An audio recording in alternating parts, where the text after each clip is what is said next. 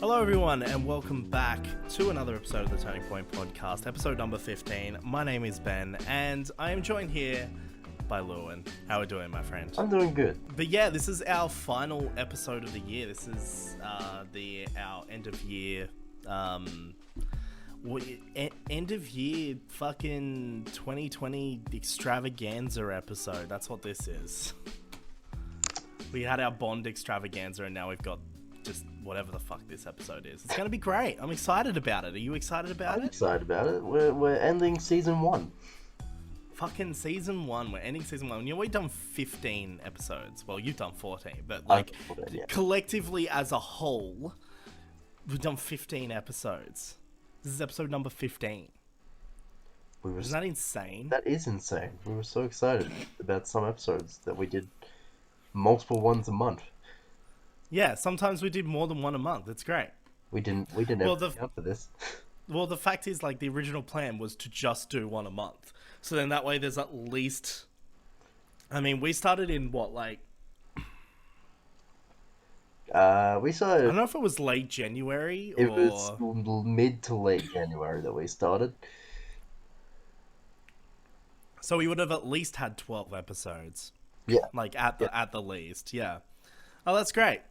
Anyway, yeah, so that's the end of this. So this is going to be... We're going to be doing something... And for some reason, I've written episode 13 on my notes. I don't know why. I'll just change that to 15. There we go. We've got a good start to the episode, I think, going on here. But yeah, it's our final episode, which means we're going to be going on break for a bit. And by break, I mean I'm not going to get a break, but I'm going to give Lewin a bit of a break. You say this, but we're doing the exact same thing. That's what's happening. I'm going to be working a lot behind the scenes to kind of set up for next year, both my YouTube channel, the podcast, but also just the Turning Point brand as a whole. And because obviously that kind of ties into my freelance work and, you know, it all kind of ties in together. So I'm going to be doing a lot of work behind the scenes during the break, but yeah, you'll get a bit of time off, which is great. You know, and by time off, I mean, you're probably just going to be working, you know, because it's Christmas, working more at your actual job. Yep. That's all right. So am I. I'm working. I've got a few extra shifts. My manager asked me to do some extra shifts last week, and I'm like, no, I'm not doing extra shifts. No. And then they're like, are you coming to the Christmas party? And I'm like, no, I'm not coming to that. And I was kind of trying to think of like a bullshit excuse. And then I was just like, you know what? No. This place does not deserve bullshit excuses. So I literally straight up said to the manager, I'm like, I just don't want to come. Didn't provide a reason. I'm just like, I just don't want to come. And she was like, oh, okay. Yeah, her words were actually, I believe, what did she say? She said, oh, it's such a shame you don't want to celebrate Christmas with your teammates. And I'm just sitting there like, is it though? Is it? I don't want to celebrate Christmas with my fucking family, let alone teammates at work. Like, you fucking joking? Like, come on. Anyway, that's my rant about work for a bit. But I'm going to be doing a bit of extra work as well. So, you know, breaking in the bit of extra money, you know? We all need it. Yes, unfortunately. But we've got a big episode this episode, Lewin. First time I might ask you, you know, just how you doing? What have you been up to? What's been going on? Not much. Doing good. Had the flu and I'm better now. There we go. Yeah, I feel like I have the flu all the time, but I don't have the flu. Should probably see a doctor about that. Yeah, that feels like a doctor thing. No, I think, like, I don't know, it's just something I've noticed a lot recently. Like, I feel like I've been, like, just tired for, like, 5 years. But I've noticed a lot, like, especially recently, just, like, straight up, just, like, I just can't function, man. Just struggling some days. I got up the other day and I literally sat down and watched an episode of House of Cards, which goes for about an hour. I had a coffee and did that literally after getting up. And by the time that was over, I was fucking exhausted and I went and had a nap. I wonder if your workload has anything to do with this. Possibly. Like, I was trying to do work yesterday and I just couldn't fucking concentrate on it. So I was like, you know what? I'm just taking a day off. Fuck this. I can't do it. I'm feeling a bit better today though, which is good, you know. It's good. But yeah, I've been looking into it, like just researching, and like obviously I'm not saying anything because I'm not a doctor or anything, but I've been doing a lot of research into just like, you know, how I've been feeling and stuff, and it seems to all point towards chronic fatigue. So I'm like, yeah, that's fun. But obviously, like, we'll go to the doctor because the thing about chronic fatigue is like you can just have it, but also it can be the symptom of fucking a million other things itself. So it's like you got to kind of go to the doctor and, you know, get some tests done. So I'll probably do that sometime in the next week or so. Just go in and just be like, hey, this is how I'm feeling. Let's just figure out what it is and go from there. Woo. So that's my plan. But yeah, other than that, like, but it's just like I don't know how to describe it. Like some days, because some days I have like brain fog. So like it's like it feels like I have the flu, but my head's not like stuffy, you know what I mean? Like I it's get just that. kind of like, you know how when your head's stuffy you struggle to process things. Yes. Yeah, it's like that. Plus I'm fucking tired all the time. Like I literally woke up from a nap the other day and I like sat down to start work and I was just fucking yawning like for so long, and I'm like, come on, like what is this shit? Nah, it's fine. It's all good. There's probably a number of factors coming into play for that, like workload, for example. But we'll, you know, we're almost done though. You know, we got just a few bits and pieces to go work wise, and then we're kind of wrapping up for the year, which is pretty good. So, got plenty of time for gaming during the break. Hooray! Yeah. But yeah, we got a big episode this episode. We're not going to be doing the catch-up segment because, as Lewin just described, he's been sick. I've done fuck all. So what we're going to do is we got some big stuff. So we're going to be talking PS5. We're going to be talking other things relating to next gen, the PS5 launch. Do you have a preview of some of that stuff you're going to talk about there, Lewin? How do you mean a preview? Like what games have you been playing? Ah, the games that I have been playing, particularly on the PS5, have been Demon Souls, Call of Duty, Black Ops Cold War. Have not started the campaign yet. I can go on an entire rant about that. And there was the other game I bought, Miles Morales. Miles Morales. Okay, cool. Well, we got a bit of gaming there, bit of next gen coverage. So you know that's all the basic shit because unlike the Xbox, the PS5 actually had launch titles. Oh, anyway, sorry, that was my little subtle jab. Not subtle. That was my little fucking. Nah, I actually like the Xbox One. I think it's pretty cool. The Xbox One, Xbox, Thanks. whatever the new one's called. That one, I actually like it. I think it looks pretty cool. But yeah, no, it's like you know, at least the PS5 has, you know, some launch offerings. But yeah, Lewin's gonna be going through that because I don't have a PS5. I don't own one because I couldn't afford one. He went to So impulse buy one, and then he ran out of luck. I actually did. No, I literally was going to buy one day, and then I was just a little bit too slow, and then I missed out. And I'm like, you know what? This is a sign that I shouldn't be spending money on a PS5 right now. Because here's the thing, if I bought a PS5, I'd have to buy a new fucking TV as well. Oh, God. And, like, once you add those two things together... Plus, also, there's nothing I want to play on it. Like, I literally don't want to play Miles Morales. I don't want to play Demon Souls. I don't want to play anything. So I'm like, it'd just be a glorified YouTube and Netflix machine for a year... or so, like less than a year, but like I mean it'd be until fucking whichever games that I'm interested in comes out, which basically at the moment is Resident Evil and Horizon. They're like the two games. I'll probably get Bug Snacks though. I'll probably get Bug Snacks. If I did get a PS5, I'd get Bug Snacks.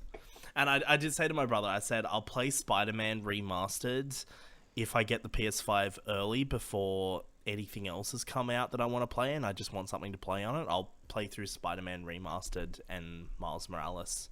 Miles Morales is pretty short. It's pretty good.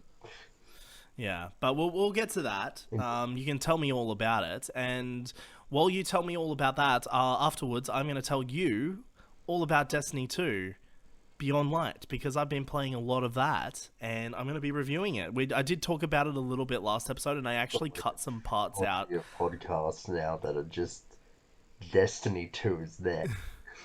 Yeah, I did cut some parts out of the previous episode because I didn't want there to be too much repetition between the review this episode and the catch-up segment last episode. So I did cut some parts out because I wanted to save those points for this episode. So I apologize to you because there's going to be a bit of repetition on your part, Okay. on your side of things. But I think, it just makes for a more thing. But I've been playing that, and let me tell you, it's been good to jump back into Destiny 2. One It's day been a lot of fun. I've been enjoying it. I got it for free and then I never finished it. Well, you can't finish it now. This is true. But I also recently did buy all the expansions as well, like the one Forsaken and Shadowkeep. I haven't played those yet though, but I did buy them. So I'm definitely, after I've played Cyberpunk for a bit and I'm all Cyberpunked out, I'll probably jump back into Destiny and just kind of smash those out, I think. But yeah, so I'm going to be reviewing Beyond Light, which is the latest expansion. So that'll be coming a bit later on. But we've also got our first of our annual Bullshit Awards 2020. Do you want to explain what that is, Lewin? Okay, so I was about to do a fake trumpet noise to celebrate, but I can't do a fake trumpet noise. So imagine I'll edit one in. Thank you. Uh, I'm not doing that. Bullshit Awards. Hold on. Hold on. What we'll do is, yeah, you explain what it is, and I'll find a trumpet noise to play. Okay, Bullshit Awards are a pinnacle of our show this year. Throughout the year, we've had many topics. 15 episodes. We've had movies that we give bullshit ratings to, such as the classic. This is a 5.78.9 bajillion out of 10. Yeah. And the reason why we do this is because ratings are fucking irrelevant and meaningless, and they shouldn't be a thing. Yes, Sorry, I just wanted to add my bit in there. he absolutely hates ratings, and therefore I do it to take the piss. That's the whole point. That's the point, though. Like, it's a fucking meme. But like the Bullshit Awards is essentially that, because awards are fucking meaningless as well. Like, fucking Game of the Year, who gives a shit? My Game of the Year is going to be fucking Bug Snacks. I haven't even played it, but you know what? That's my Game of the Year award. You see what I mean? It doesn't fucking matter. Anyway, sorry, you go ahead. I'm trying to find a trumpet noise. I need you to fill in for a bit. Okay, so yes, we will be going through different categories of things that we've watched in 2020. The rule is it had to have come out in 2020. TV shows, video games, movies, whatever, even the bullshit rating award. Oh, that's right. I forgot we were doing that. Yep. Or well, you were doing that because I didn't. Yeah, okay. God, I hope you know which. You know what? It's fine. We'll come to it later. We'll see how it might be a shit show. It might not be. Basically, what I'm saying is this whole awards thing could possibly very well be a shit show. In which case, it's gonna be a meme anyway. So you know what? It's gonna be fun. It's the end of the year. It's the festive season. We've done 15 episodes of this. We're just having fun with it. Yeah. So we'll be doing that, and we'll do that in just a quick second. You know what? This is becoming, like, the problem is I can't find a trumpet noise without it coming through on the mic beforehand, and I can't mute the mic because I have, like, multiple different recording setups going, and it's just going to take too much work, so I'm not doing it. Damn it. I'll find one for next year, and then we can just chuck it in there. The celebratory trumpet will be next year, or we'll talk about the celebratory trumpet and how we'll get it the year after that. Yeah, we'll see how we go. But yes, so one thing I want to quickly just bring up, Lewin, just quickly before we get into it. Yes. You've been keeping up with The Mandalorian, season 2 on Disney Plus. Besides the latest episode, yes, I have. Okay, so I want to talk about Ahsoka for a bit. Okay. Just a little bit. Now, I have some concerns, and it has nothing to do with Ahsoka, actually, because I quite liked Ahsoka in that episode. In fact, that's actually my favorite episode of The Mandalorian. Episode fucking whatever episode it was. Episode 5 of season 2. Chapter 13 or whatever it was. It's my favorite one. This was a lot of fun. It was so cool to see Ahsoka be Batman at the start. That was pretty cool. I don't know. What do you think? Yeah, no, it's easily my favorite episode. Mainly for the whole samurai aesthetic. That was pretty sick. Um, Yeah. Um, I thought it was all really cool. I thought there was a lot of stuff happening in there, but and look, we'll go more in depth with Mandalorian season 2 and this episode as a whole next year, when we cover Mandalorian season 2 yeah, when we come back. But there's one concern I want to bring up, and that is, I'm a little worried this season that the Mandalorian is starting to lose its identity a bit. And I'll explain what I mean by that. So, like, The Mandalorian at its core is just a show. Like, a lot of people like to complain that this season has had a lot of, like, filler episodes and things like that. well, And, like, argument here's the against thing: season one too.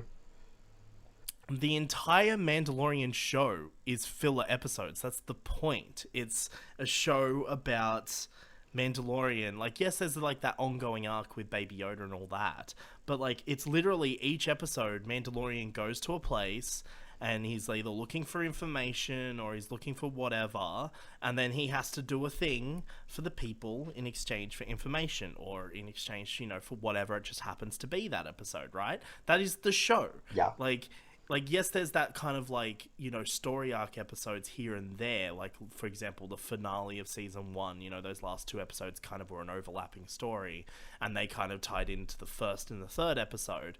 But, like, the entire show is just about, and this is why I was saying, why I like this show so much. It's literally just a dude going around the galaxy doing his thing, going on adventures, right? And that's what I like about it. But with season 2, what I'm kind of concerned about, and again, this isn't a comment on the quality of season 2 and the writing or anything like that. Like, that's a separate discussion. What I'm concerned about is that kind of concept is what makes the Mandalorian, right? Like, that is its identity. It's literally a show about Baby Yoda, a Mandalorian, doing bits and pieces in the Star Wars galaxy. That's what it's about. So my concern is, this season we've had a lot of callbacks to Clone Wars. We've had a lot of Clone Wars characters come back. We've had a lot of obviously we've had Boba Fett in the first episode. There's a lot of stuff going on that's starting to tie the show into the larger Star Wars universe, like, especially to, more specifically into that kind of like Skywalker saga territory. And I don't know if I'm a big fan of it, to be honest. I would, like, I've enjoyed the episodes, but I don't know if the direction the show's going in this direction, I don't think it's right for this show. You know what I mean?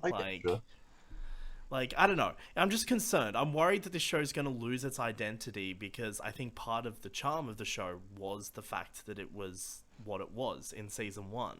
And season 2 so far has really just been all about, every other episode we've got a returning character from something else Dave Filoni's done. And as cool as it is, as great as it, like, as much hype as I get from seeing Bo-Katan and Ahsoka Tano, I don't know, I'm just a little concerned. Like, I just want this show to focus on the Mandalorian. That's what I want, because that's the type of Star Wars I like. Like, I don't want it to tie into all this Skywalker saga bullshit. I don't care. I just want it to focus solely on this one little piece, I get you. Anyway, that's my concerns. I don't know what your thoughts are in regards to that. But, like, I am concerned that this is going to become a thing, and that the Mandalorian's going to lose focus on what the show is actually about. Like, I can kind of forgive Bo-Katan being there, because Bo-Katan is Mandalorian, and I would like the show to really dive deep into Mandalorian lore. I think that'd be kind of cool. But, like, once this Boba Fett's appearing, Boba Fett isn't a Mandalorian. Having Boba Fett appear, having Ahsoka Tano appear, like, it's just starting to tie it in to the larger universe, and I'm just not a fan of it. That's fair. I get you.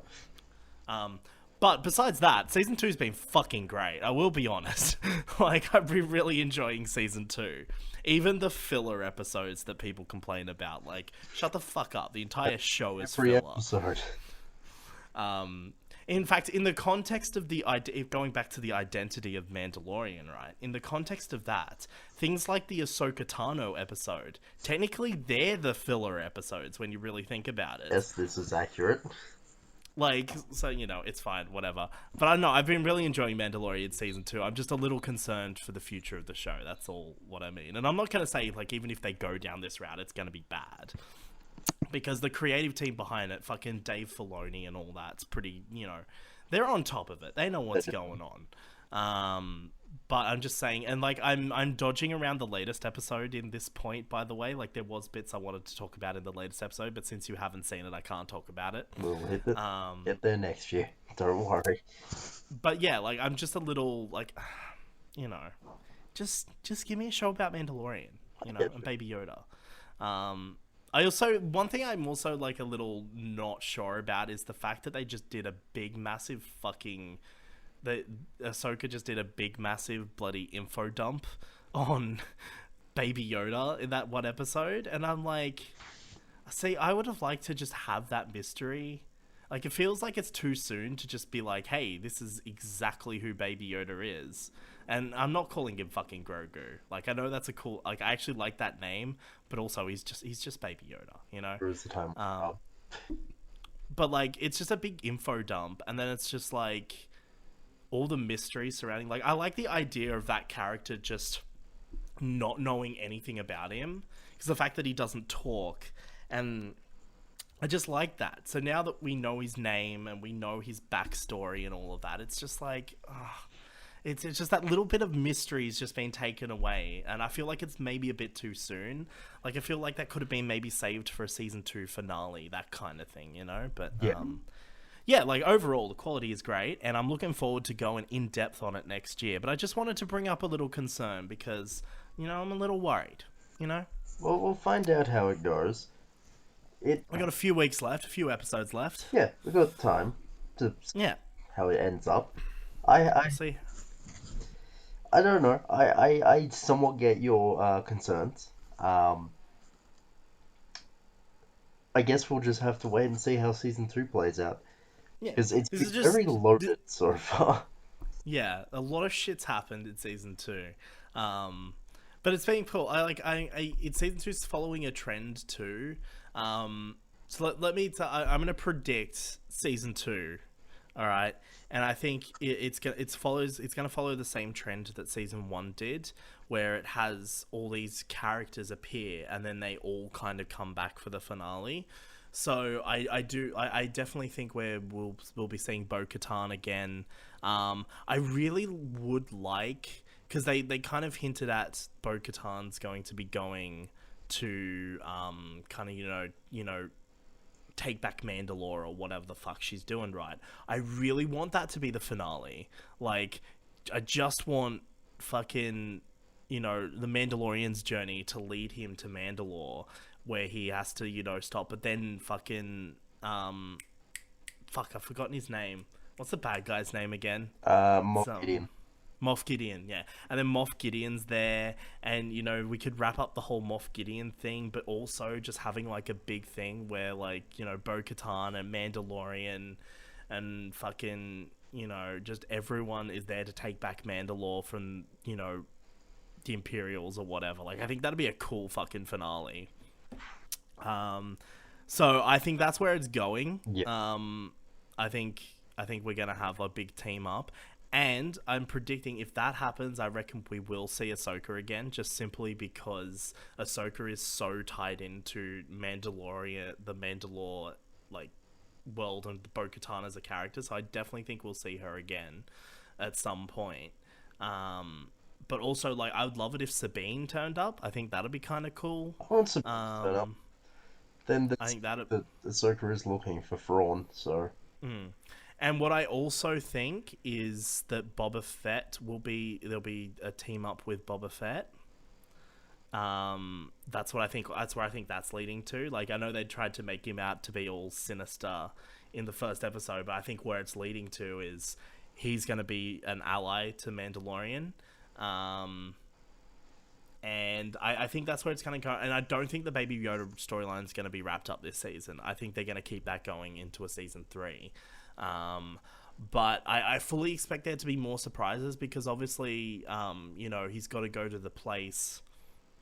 And again, I'm avoiding the latest episode here, but he's got to go to the place, and then, maybe a Jedi might hear him. So, there's a lot of theories going around that we might see a Mace Windu at some point. I've heard, see, there's two theories going around right now. There's Mace Windu, which is quite frankly a bit strange because I think the man would be dead regardless by now, if I'm honest. Yeah. And then there's also rumors that there's going to be a midpoint Luke Skywalker. Yeah. I mean, look, I'd be fine with, again, and this comes back to my concern. I think it'd be cool to see Luke Skywalker, to be all fan servicey and stuff, but also it's just tying the show, then it just ties the show directly to that. Yeah. And I don't want that. I, One thing, I don't know. That's just personal. That's a personal preference. It's not I'm sure if they did it, it wouldn't be bad. And I think it'd be awesome if they did do it and then Sebastian Stan was playing Luke Skywalker. I think that'd be fucking awesome. That idea. So I really hope they do it. I mean, he's in Marvel shit, and he's also on a Disney Plus show, so why not get him to play Luke Skywalker? It doesn't have to be his thing, because he's got his own TV show with Winter Soldier and that, but, he could just have a little small role, that'd be cool. I wouldn't mind that. I just want to see Jedi Master Luke Skywalker in the swing point. Yeah, so I think a lot of stuff's going to happen. I think it's a good show. Yeah. I think Season 2's been really good, and I think Season 2's been doing fan service really well as well, which has been really good. But again, I've just got that little concern, but we'll see how it all plays out. But I think it's time to move on to the Bullshit Awards, Lewin. Time to move on to that part of the episode. So this is our Bullshit Awards for 2020. As Lewin explained earlier, this is just awards. These are purely personal preference, and it has nothing to do with the quality of said things that we talk about. It is essentially who knows? Maybe, one of our favorite games of the year might happen to be just one of the best games of the year. I don't know. But the point is, it's just pure subjective awards, because awards are meaningless and it has nothing to do with anything. It's just a bit of fun. We tried our best to mimic the Oscars here. Yeah. So the way this works is we've got a few categories. We got we got favorite movie, favorite TV show, favorite game. So that covers the three main things. And we're also going to talk about we're going to pick our favorite podcast episode for the year. So just that'll just be our favorite episode that we've done, our favorite topic, whatever. A lot of factors can come into that. And then Lewin's, I guess, going to pick his favorite bullshit rating, I guess. That's what you're doing? Yes. Let's go. Yeah. Okay. I don't know. You said you were going to do that. It's not on the list, but, that's fine. But yeah, so basically, as I was explaining earlier, the general rule is that it has to be something released this year. So for example, for me, I've been playing a lot of games this year, but a lot of the games I've been playing have also been the previous Resident Evil games and things like that. So I can't pick those. But luckily there is one Resident Evil game that came out this year, so that's good. But yeah, that's what it's going to be. So, and obviously it can only be things that we've seen. So, for example, I couldn't pick something like Ghost of Tsushima because I haven't played it. It's just that kind of thing, you know? So I think we should kick things off with our favorite movie of 2020. Do you want to go first on this one, Lewin? Sure, absolutely. My favorite movie of 2020, actually, I'll be honest, came to me after I looked through a Wikipedia list of movies that came out this year, because it's been a fucking long year, and I forgot. Yeah.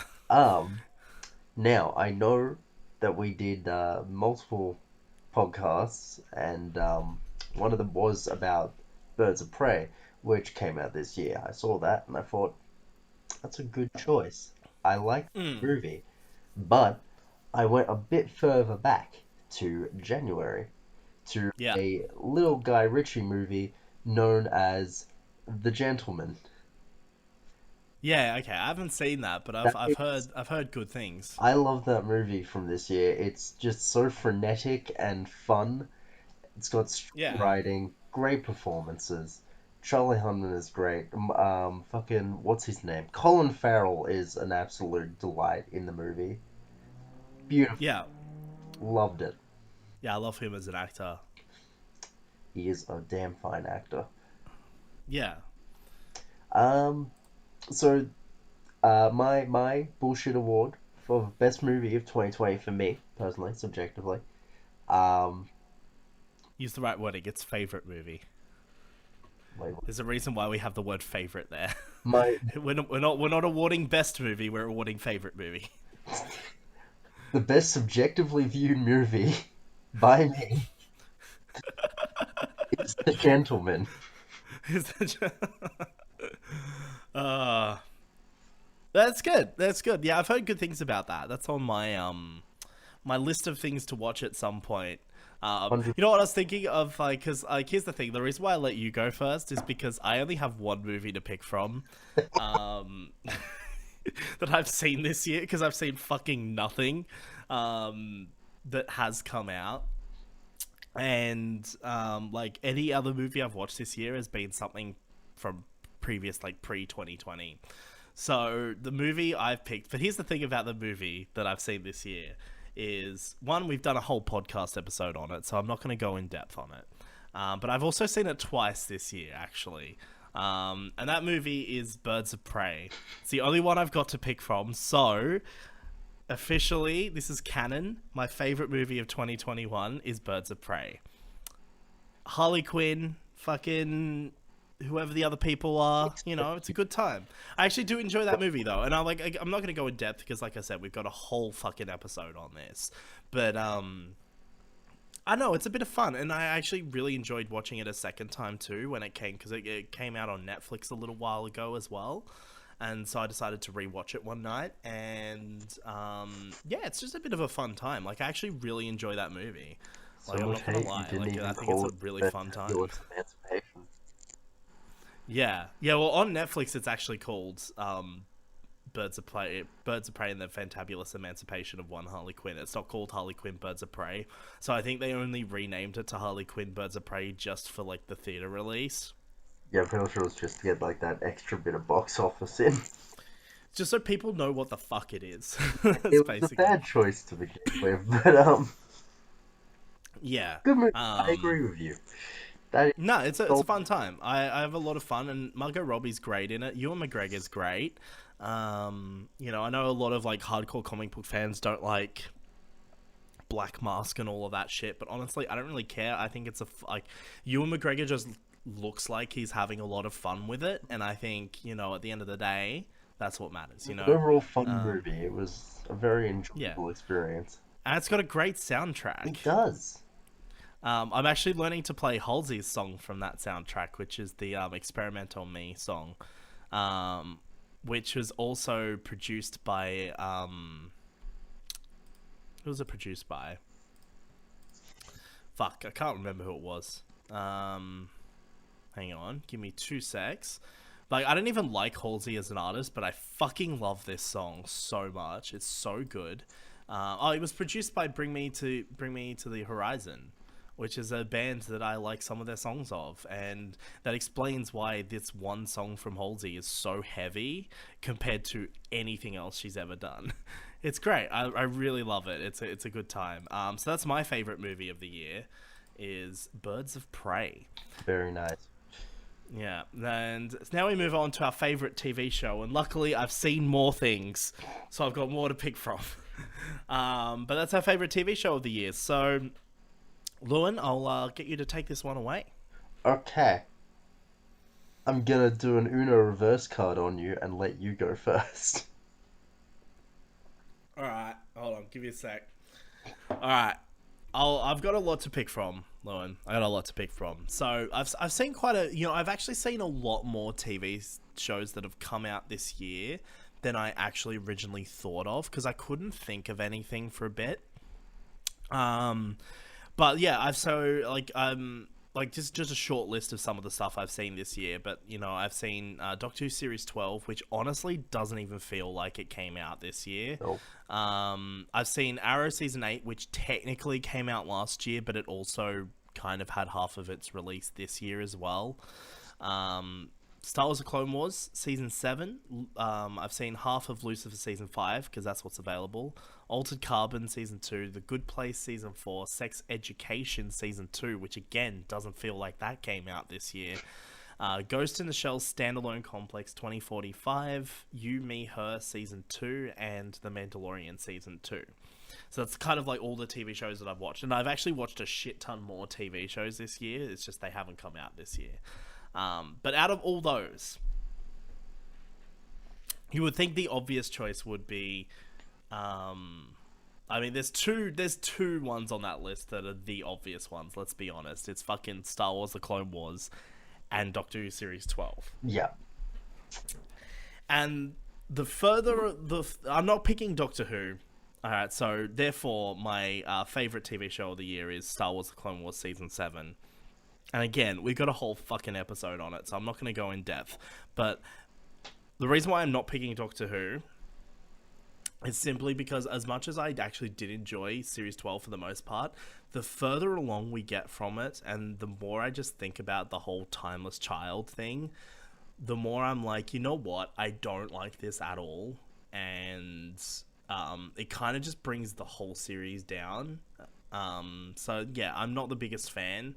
And like Star Wars: The Clone Wars did have like that kind of like middle filler arc with Ahsoka, but like, and I know everyone's always like, oh, I fucking hate the middle arc with Ahsoka and all that. Like, I think it's a fucking good arc. Like, on its Went like, on one episode too long. That's my. I think it did, yeah. I agree with that, definitely, but I do think that it's still a good arc, and it's some good fucking television. So, and of course you got the Bad Batch arc to start off with, fucking great, good stuff. And obviously the finale, like, I'm sorry, are you fucking kidding? That's like literally the best fucking Star Wars thing, Yeah. just to exist. Yeah. Like, it's so fucking good. So, like, yeah, and, like, I've seen a lot of other good stuff this year, but, like, I mean, the thing that stands out to me is Season 7 of Star Wars: The Clone Wars. So, that is my favorite TV show of the year. Fucking love it. We've got a whole episode on it if you want to go back and check, as we break that down in full. But, yeah, that finale, like... Chef's kiss. Plus, also, like, I love that season of the show especially focuses on Ahsoka rather than focusing on the larger thing, because it would have been so easy for them just to make this big fucking Clone Wars finale that like leads into Revenge of the Sith and have it focus on Anakin and Obi-Wan. But like when you look back at Series 7, Anakin and Obi-Wan are barely in it. Yeah. And I love that it's just focused on Ahsoka, because Ahsoka is my favorite Star Wars character anyway. So there's a little bit of bias here. But that's the whole point of these awards. But I just fucking love Ahsoka, and I fucking love that finale. So, yeah. Clone Wars Series Season 7. That one. Very nice. That's good. What about you? What's your favorite? My favorite TV show of 2020. I'm still working the word out in my head. Okay, favorite set of episodes of anything that came out in 2020. 100% agreed with you. The finale of Clone Wars. Sorry, I'm just fucking choking on some water. I don't know. Finale to Clone Wars is 100% like the pinnacle of fucking TV this year. It really is, isn't it? It's basically a movie split into 4 parts, and it is like the perfect complement to a movie that came out 15 fucking years ago. Yeah, it is. Like, I mean, like you can go online and you can actually watch, like Fuck, I'm still choking. Sorry. Um, I'm not editing this out. This is staying in. But yeah, you can go online and you can watch like Revenge of the Sith and like Clone Wars edited together, and it's so fucking good. It, That's all I have to say about that. I no, I 100% agree with you. Um, that said, I don't remember much of the before the finale parts. So season Yeah. 7 just kind of drops behind a bit for me. And like it's still a good season in total. It's just massively overshadowed by. I think it's just that Uh, that finale is like, yeah, it just overshadows fucking everything. so in the regards of what my favorite show is, it's the one that we can all guess. I'm gonna say because I haven't shut up about it for 12 months. Doctor Who season 12 was my Woo! year, purely, and I'm not just doing this because it's the other selection. Purely because I just remember the whole season in total, and I had a fun ride. And yes, the finale was kind of eh, but likewise, we have an entire video on that. Go back and check that out. Yeah, we got a tire. Actually, we got two podcasts on that. Actually, Exactly. So you can go two back and check out podcasts. our full views on both of these things. Actually, I want to say just a thing for this entire awards thing is, and I have a feeling, unless you pick a game that we haven't covered, but I have a feeling that everything we pick we have covered at some point this year. So you can go back and check out the back catalog because it's all gonna be there. Pretty much, actually, my game does stray a tiny bit. But for the most part, yes, everything else does get covered. So this is like a fucking Yeah, small preview wheel of the rest of the podcast. yeah, Um, yeah. That's what we want. Go back and watch the rest of them. Fuck's sake. so yeah, that's my pick for my Yeah, favorite, my the best bias-induced TV show of 2020. Doctor Who. yeah. I mean, look, that's a fair pick. I think. And yours is massively a fair pick as well. It's I think they're both fucking good choices. Like on my list, by the way, like other potentials I could have picked. Sex Education season 2 is really fucking good. Is it as good as Star Wars Clone Wars? No. But like, I mean, if I had Star Wars didn't come out and I had to pick, I still probably wouldn't pick Doctor Who because Sex Education's a really good fucking show. yeah, I don't blame you for not Um, picking season 12 of Doctor Who. I just it's one of two shows I've seen this year. yeah. But like I mean, again, like I think it's a fair pick because I don't think Series 12 I is bad. I I have think it like enjoyable I time with think the second half of it kind of falls flat a little bit, but like the first half is strong as fuck. yeah, Spyfall Beside up until maybe Nicholas Tesla, or maybe even Yeah, see, and like I mean, you'll hear more about my reasoning for why I don't like that particular episode in the podcast. But like the moment the Cyberman appeared up in that, I was like, I don't fucking like this episode anymore. wait, that wasn't Nikola Like, Tesla. That was a haunting of Villa Diodati. oh, that one. Yeah. Oh, but then wasn't the Tesla one before? No, but what about episode 5 though? Oh, The fucking Jadoon okay. Yeah. Future and the has like that has Jack and the mention of the Cyberman. yeah. Yeah, but it's also got that like that episode's fucking great. The way it handles the whole plot twist of the There's episode such a is really cool. My only criticism of that episode is the fact that the Jadoon aren't really in it yeah, that much. yeah. But like, I mean, it's such a good episode. Like, it's very well written, It, and like the music's great. The way it's shot's great. Oh, it's such a good episode. I won't go off on too big of a tangent here, but the way it is filmed in the finale lighthouse bit, Yeah, you can feel that Chibnall at least had some sense of what he brought over from Broadchurch there. There's a yeah, dramatic tension to everything going on in that lighthouse leading up to the discovery of the buried TARDIS. yeah. I fucking love the end of that episode. That entire episode is Yeah, great. Like, yeah. I think it's solid. I think it's from that point the season starts to fall a bit flat. But like everything in those first few episodes, like Spyfall is great. I'd even say the one where they're on the Earth in the future, Orphan and 55. Yeah, I think that's actually a somewhat decent episode. I think it's a bit of fun. I That think what episode was lets fun. Yeah. what lets the entire episode down is literally the last 5 minutes, which is just shoehorned in there. And I'm like, come on. But like, I think like it's a solid pick. Like series 12 is a solid pick. I think Yeah. and even the second half of the series, even though it falls flat a bit, there's still some good stuff there.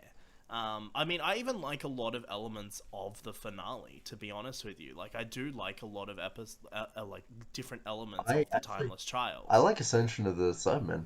Personally, Yeah, no, that's so fucking good. it gives Like that's really good. fear to the Cybermen, and That's such a really good episode. yeah, it has its lows, but in my heart, it will probably always be my favorite show of this year because Yeah, I'm a massive yeah, Doctor Who fucking nerd. yeah. And like another pick that I could have easily picked was I think Lucifer season 5 is pretty strong Sorry. so far.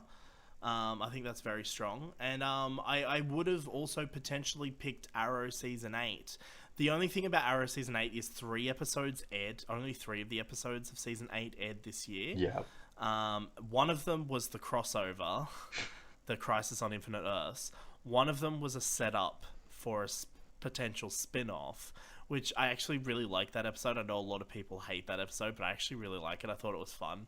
And then there's the finale to the entire show, and they're the only 3 episodes that aired this year. And like, so, I mean, I don't think it's fair to pick that show, but also, I think, personally, I just really loved the finale, and I really loved how the finale just tied the entire show together really well.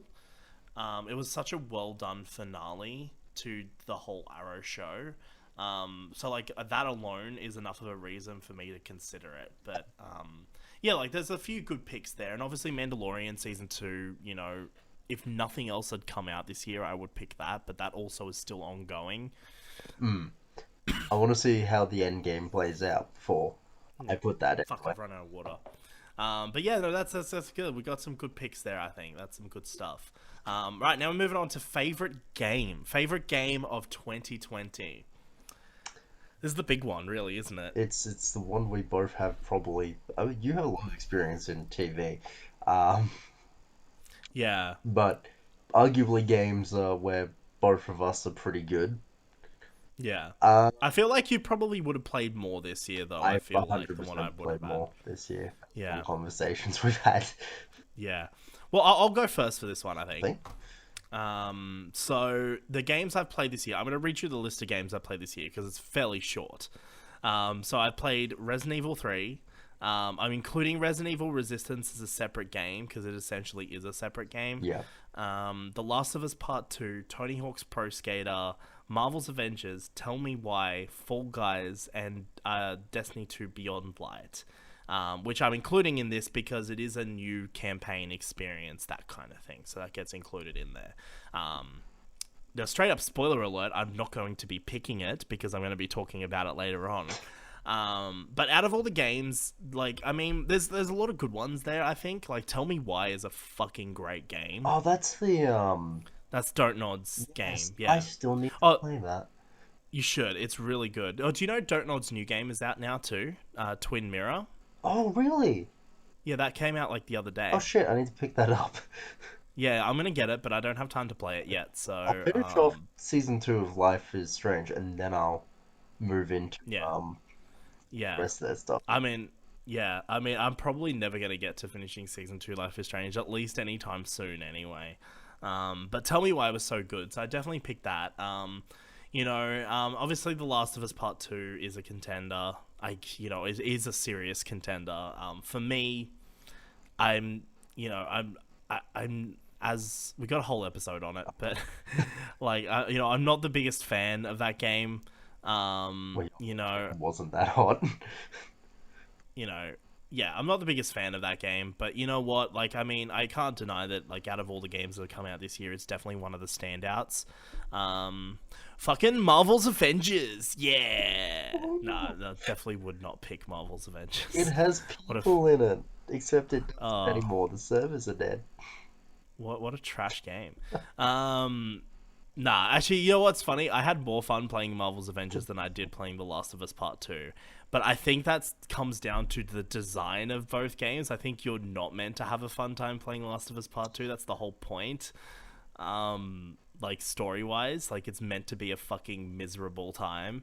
Where Avengers is all like, yeah, woo, we're Avengers, but it's also really shit. It's So, a you know, very there's those average elements. game. Yeah. But yeah, I've got Fall Guys on there because, you know, We Fall all Guys had was a some fun Fall with Guys Fall was a Guys meme this for a year. bit. That was a bit of fun. But the game, you know, going through that list, you know, there's some good games on there. You know, I've been lucky enough to get because originally I was planning on going into this year to play two games. That's it. I was going to play Cyberpunk and I was going to play Resident Evil 3. Mainly because I completely forgot that The Last of Us was coming out this year Which you love. until they announced that it was delayed, and I was like, oh fuck, that game's actually coming out this year. Um, but like for me, my game of the year or my favorite game, whatever you want to call it, is Resident Evil 3. And I'll tell you why. Okay. And again, we've got a whole episode on this, or part of an episode actually. I can't remember what episode it's in. I think it's in. Actually, I've got the list of episodes here. Oh, it's in our Clone Wars episode. So if you want to hear us talk about Clone Wars and Resident Evil 3, you can in the same episode. Likewise, we do Um, have another episode devoted entirely to the entire Resident Evil series. we've got a lot of Resident Evil. We do love our Um, Resident Evil here. but the reason why this is picked because again, genuinely like you know, like The Last of Us 2 would be the default pick if I liked it that much. Um, But for me personally, I just love Resident Evil 3 a lot.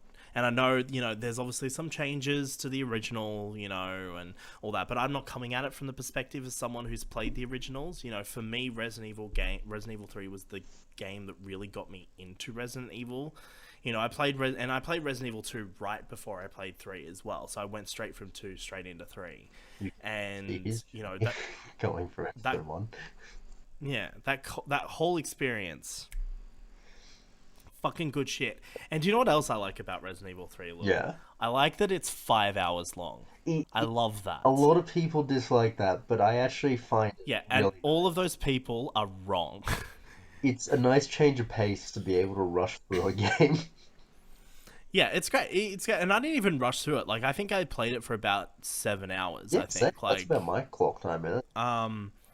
but like I just didn't. It's just a good. I love a good short linear game, and we need more of this. You know, I'm so fucking sick of. And here we go. I'm going on this rant again, but I'll keep it short. I'm so fucking sick of big, massive, long, fucking 100-hour open world games. I don't care. Like, just give me a simple 5 to 10 hour game, and I'm happy. And so You know, like I don't need anything more than that. You know. the, Plus, I also don't have the time for anything more than that. So the good thing it's a good with game Resident though. Evil 3 is, yes, it's short, but I would argue that not once did I feel like I necessarily needed more. Yeah. Sure, I might like a tiny bit more, but I don't need it. It's 5 to 6 hours for your first playthrough, 6, 7, whatever, and you feel like you've played a good game. Yeah. And of course, you know, if you obviously Resident Evil is all about replaying ability and finishing the campaign quicker, so you could get, dozens of hours out of I, Resident I Evil 3 if you wanted to. I trimmed down my time from 7 hours to an hour 20. Yeah, like I mean, there's this. It's so, and plus also, I just love fucking Jill Valentine, I, and I love this version of Jill Valentine. Oh, she's my queen, and I love it. oh, you're a bit So yeah, that's my 20. pick. And I should also know Jill Valentine is also my most played character in Resistance as well. So there we have it. That's my pick for my favorite game of the Very year. good. What's yours? My pick is actually, and I've actually got the entire fucking 2020 release order here, for looking for the games that I like you don't think of the things that actually came out this year. You just kind of go, yeah, I played that, and then you're like, wait, that was this year. Um, Yeah.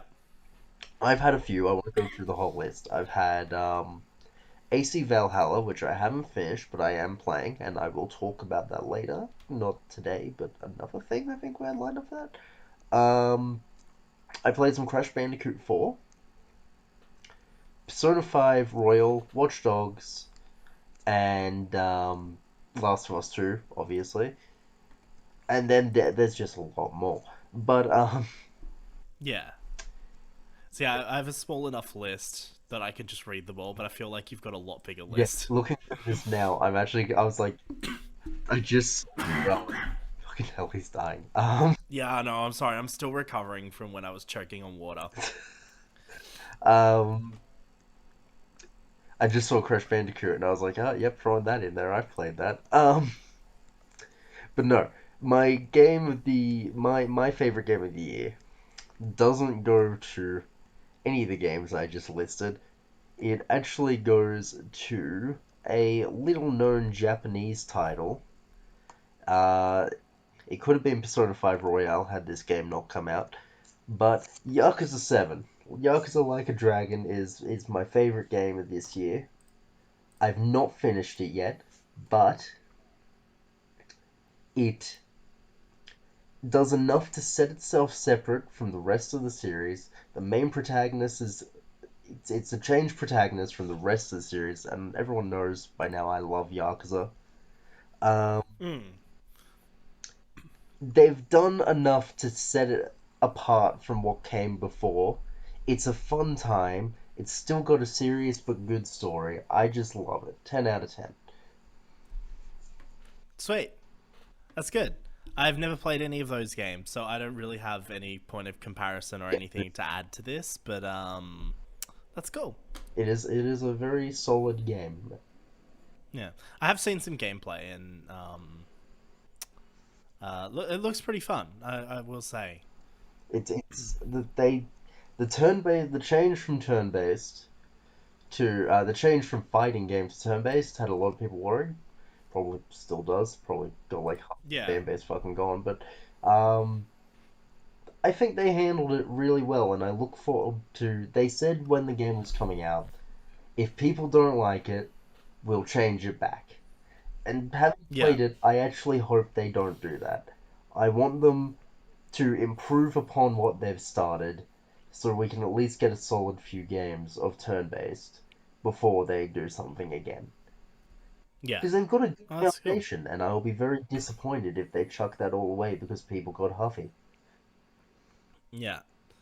Well, like I said, I haven't played the other game, so I can't really comment on that particular aspect either. But no, it sounds that's good. I'm glad. I'm glad we've also like you didn't go with like because I'm not gonna lie, I genuinely thought you were gonna pick Last of Us Part Two.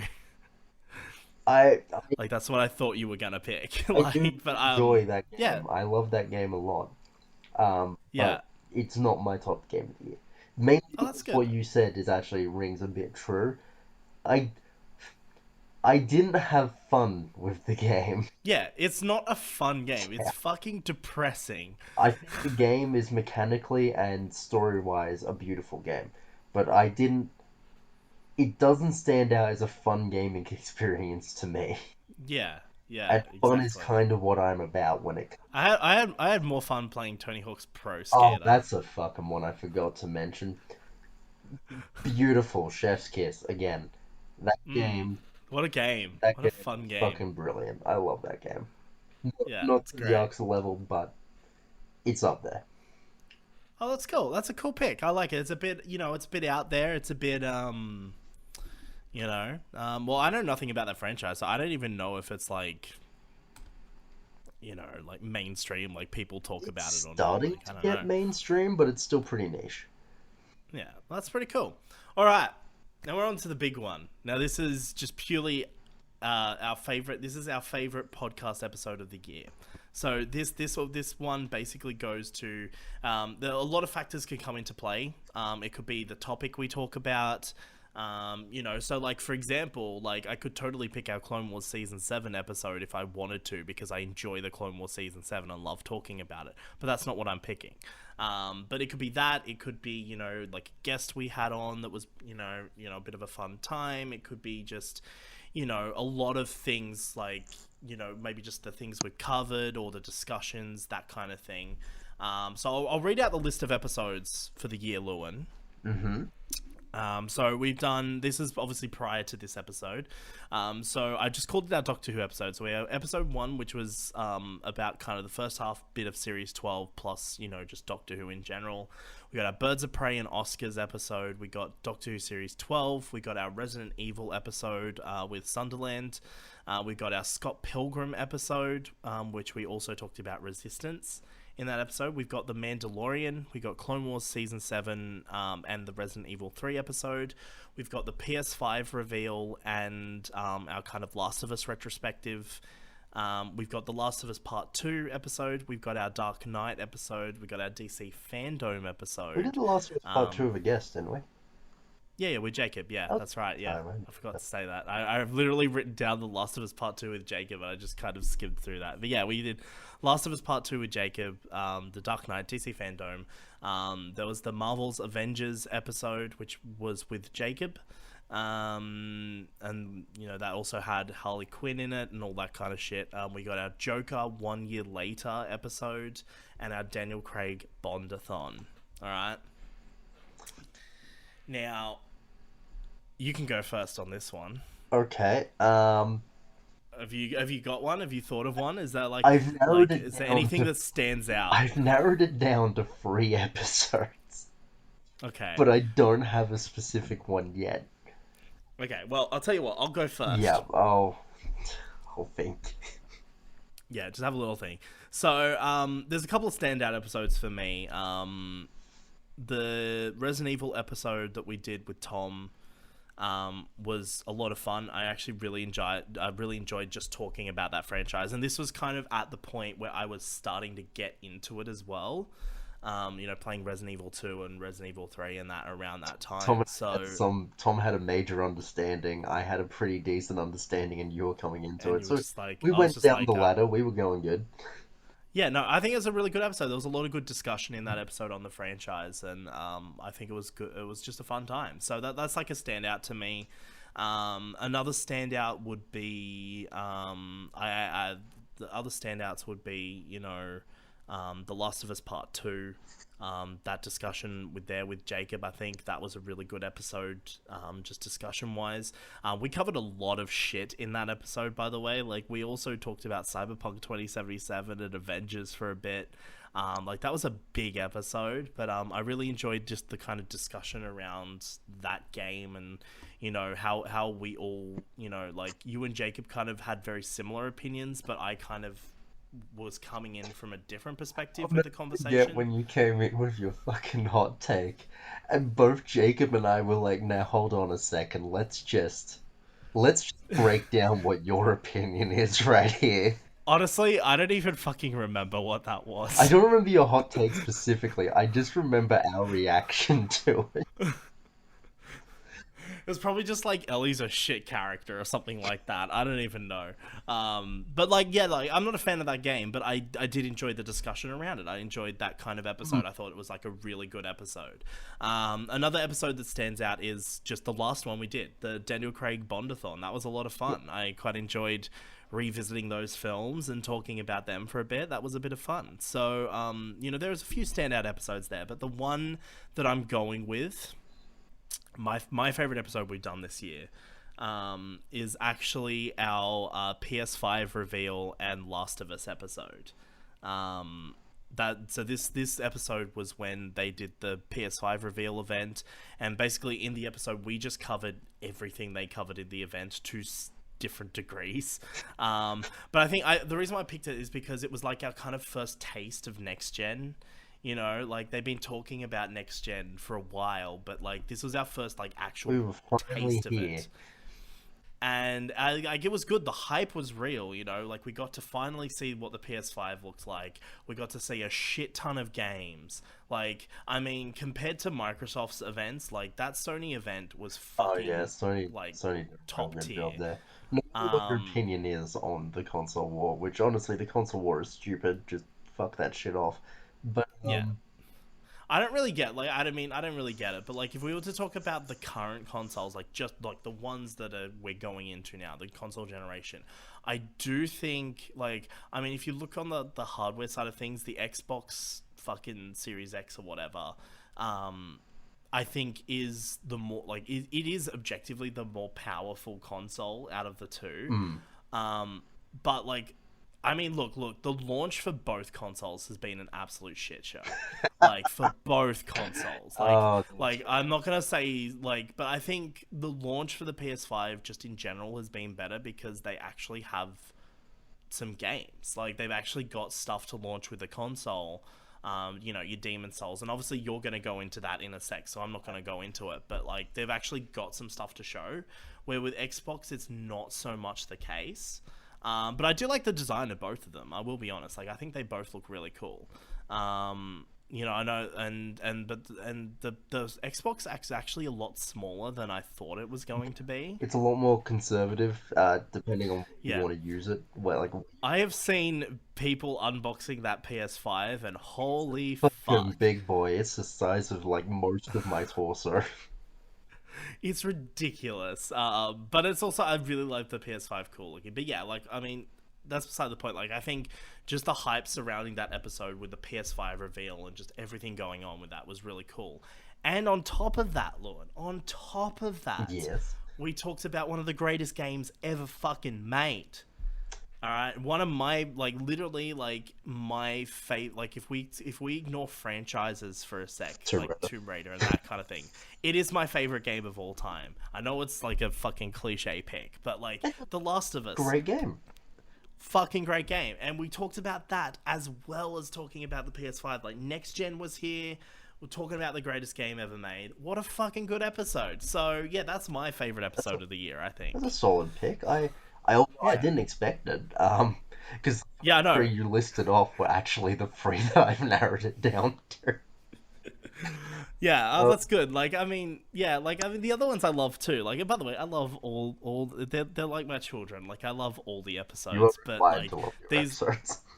yeah, these are just like the ones that really stand out. Like when I think back to this year, and I know I just had a lot of fun with the PS5 episode. So, yeah, that's the one I'm gonna pick. Very nice. I respect that choice. Um, Obviously, we've done a lot of things that I love. Like honestly, I pretty much everything we've talked about, I have at least some form of love for. It's funny because a lot of the time when I'm picking out what topics we're going to discuss, I'm like, fuck, is Lewin going to want to do this? That's kind of how I felt about Marvel's Avengers because I was like, fuck, he hasn't played it. I'm like, fuck, what's going on? Like, we need to cover it and all that. And I was just like, so I'm glad it kind of worked out that you were going away. And then I just happened to be Yeah, talking with I'm Jacob at the glad time, that and he's you like, hey, I'm finishing it. And I've got nothing yeah, against the game. I'm just glad that you two got that one out of the way because I don't think I would have wanted to have talked about it. yeah, Even if I wanted to have talked about it, I would not have been able to hold interest for an entire fucking 2 hours like we normally do. yeah. Um, I was but yeah, like I actually enjoyed that episode. That was a lot. That was actually a game that I had really a lot of fun talking about.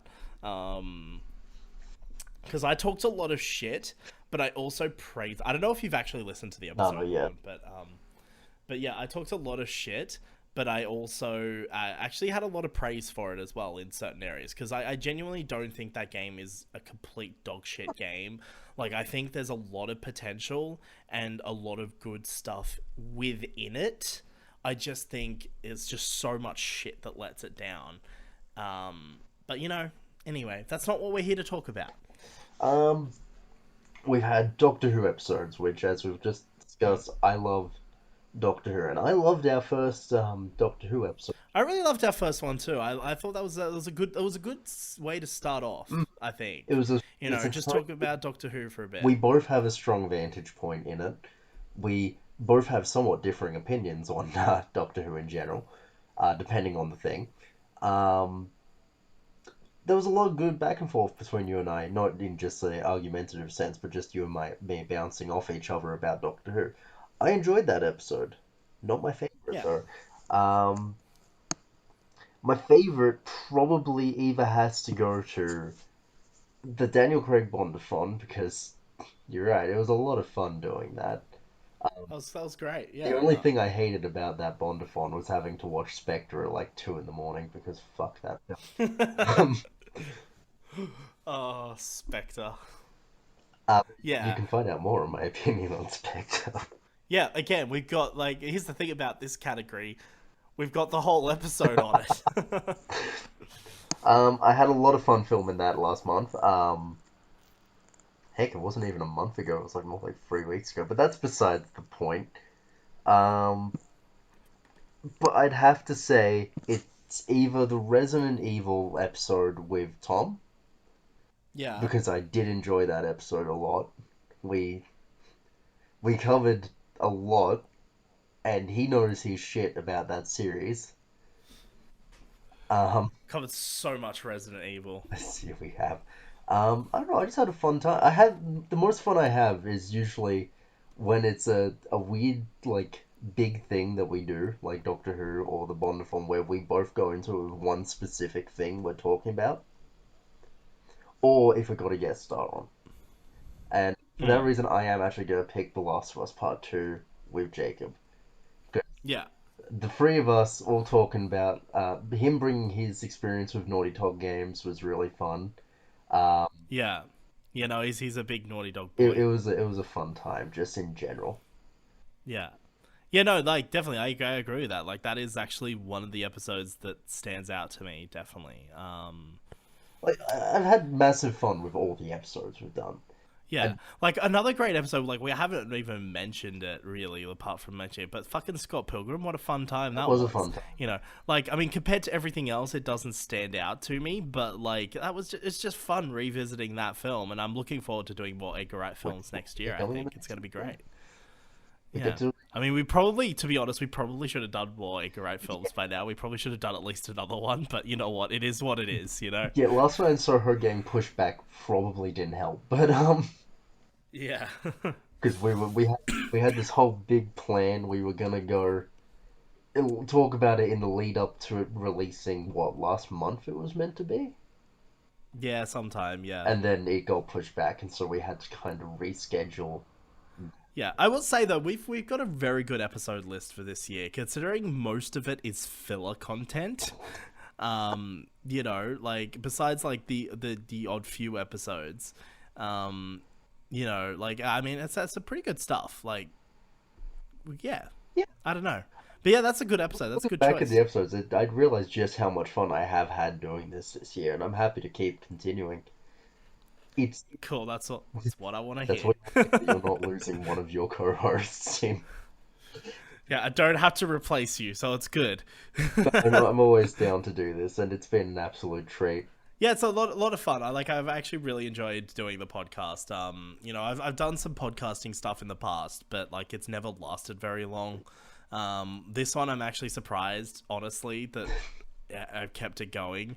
And like regardless of whether it gets views or not on YouTube or how well each episode does on Spotify, you know, it's always been a bit inconsistent. I think generally the episodes do better on Spotify than they do on YouTube. Mm. Um, but I, you know, there's been that couple of episodes, like our Birds of Prey episode is absolutely doing bits and pieces. And more recently, our Daniel Craig Bondathon is doing really well. But you know, like I will say, like the reason I started the podcast, the reason why I was like, let's do this, is because I wanted to cover a lot of stuff that I wouldn't have time to necessarily make videos about or cover there. So that's why I was like, let's just do a fucking podcast instead. Uh, And yeah, here we are. A year later, we've covered so much shit yeah, that I wouldn't have made videos on otherwise, you know? So, like, it's just good to talk about some stuff. And, I, I'm not the kind of yeah, person to.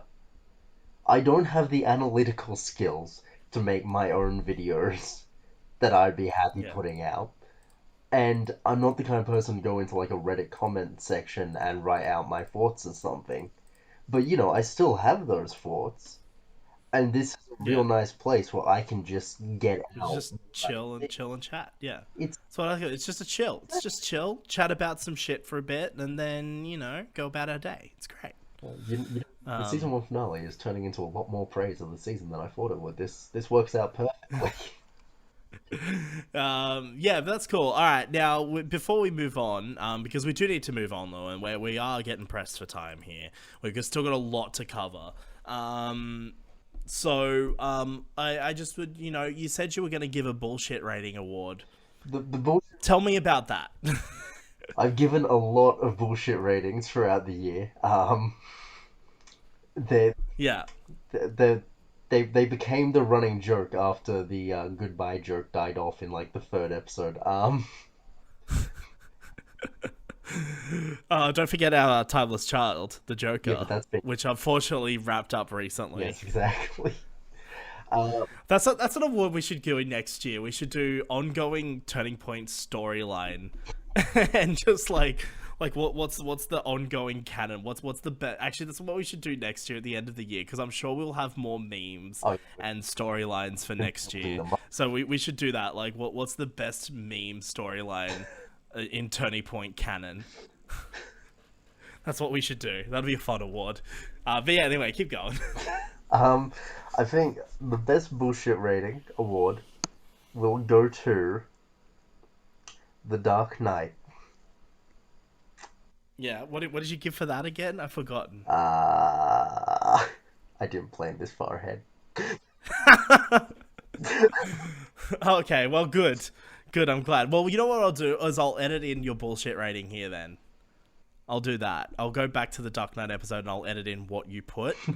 I'm willing to bet it's because I know there has been two movies that I have given just a 10 out of 10 for because I refuse to give them bullshit ratings on their own merit. I'm Yeah. willing to bet I've just picked one of the two that I did that. I actually think you did. I actually think you gave the Dark Knight 10 out of 10 from We'll memory, actually, now find that I think out about later, it. won't we? You know what? I said it was going to be a shit show, and here we are. This is going down to be one of my favorite episodes we've filmed. I'm really enjoying this session so far. Well, yeah, so and we just got a new meme. So that's great. All right, cool. Well, let's just move on. Is that the finale That's of the bullshit awards? that is it. That is it. I only had four categories: favorite TV show, favorite game, favorite movie, whatever the fuck we just talked about for half an hour. That's what I had. Yeah. Favorite podcast episode. Yeah. So let's move on. Let's talk about some next gen gaming. Now, as I said at the start of the episode, you have got your hands on a PS5. I do. PlayStation number 5. I And you've been road testing that for a little bit. So, yeah, tell me your thoughts on it. The PlayStation 5 is a console. Let's get that out of the way first. Good. I'm glad. I thought it was a router, but you know. I mean, to be fair, we all did. Oh, that's an old, outdated meme now. The PS5. I have a lot of thoughts on it. Some good, some bad. Overall, the console is a very solid contester in the arena. It not just against Xbox, but against its predecessors, right? Because you always go compare a console to what came before it. Yeah. The PS5, I'll get the bad out of the way first. The PS5 It's is missing fucking something. big. Yes, it is. It's very fucking big. But there's a lot of features missing that I'd rather wish Sony hadn't gotten rid of. Yeah, okay. Themes are gone. One of my favorite fucking customization things of the PS4. We all love just putting on that one theme and listening to the music for 10 years. Yeah. I mean, I'm sure they'll come in at some point, I really because the hope they PS4, the PS4 didn't have themes when it first launched No, either. it didn't, and I'm So hoping that they do that. Um, that's the major withdrawal thing that they've taken away. When I first got my console, I had a technical issue with it. A lot of people had this issue. The front port on the PS5 would not charge your controller. Oh, yeah, that's right. I think I mentioned this in the last episode. Because I told you about it and you hadn't heard that news yet. So how's that going? It's fixed, thankfully. Yeah. I actually only Okay. found that out last night when I unplugged my controller and it was on 3 bars, and I was like, "Fucking Christ! Well, hey, I can Well, start hey. because So is that like a software issue or was it a hardware issue? there 'Cause was it a doesn't software sound like it update would have been a a couple of hardware days. issue. You'd think so, but it's working now that I never got new hardware. Okay, so it must have been something to do with the software then, and it just wasn't maybe registering the controller properly or something Maybe like that. it, Um, but it's fixed now, and that's good. God, could you imagine if they had to just recall Fuck. all the PS5s This is- because they wouldn't charge the Oh controllers? God, no. Um, Oh wow! I'm glad it's a software issue then. yeah. Aesthetic changes have been made. Now, the main Hmm. home screen of the PS5 is actually very nice. The biggest change is the games and the media tab to me. So Hmm. in the PS4, you'd have to go to your library, go to your media section, and then find the media app you want, Netflix, Stan, or Yeah. whatever. Yeah. All that kind of stuff. The Yeah. PS5 has it separated. You press R1 on the home area, or you go up to the top and you press right, and you're in the media Hmm. section. You go back left, you're in the games section. You no longer have Okay. to navigate so many screens just to get to Netflix, and that's very It's always been such a nightmare. Like I never understood, um, why you couldn't like shortcut those to the home right. It screen. would be lovely if you could, but the PS4 doesn't work that way. The PS5 does. It's really great. That's cool. Um, That's a good that like that's just a little thing, because like also like you guys also said like not everyone even uses the console necessarily for Netflix and things like that. mm, Um, because like a lot of that's now built into TVs as yeah, well. So like a lot of people who do have smart TVs and things like that probably wouldn't use the console for those features. They would use the TV for it. So I think for the people that do, that's such a good just it's just a little quality of life improvement. But I think it's just something that's it's much yeah, I needed. like that. I'm a fan of It's a that. little bit much needed. It makes your life so much easier. What Yeah, doesn't make your life easier? I realize I said I was going to start with the bad, and now I'm just kind of going good, bad, good, bad. that's fine. Just do whatever. It's fine. I'm very spoiled Doesn't at the matter. moment. I don't plan these things out. Navigation on the console is quite hellish. Okay. Um, You mean just like the UI? yeah, the Like, UI is, yeah. whilst pretty, it's annoying to get around.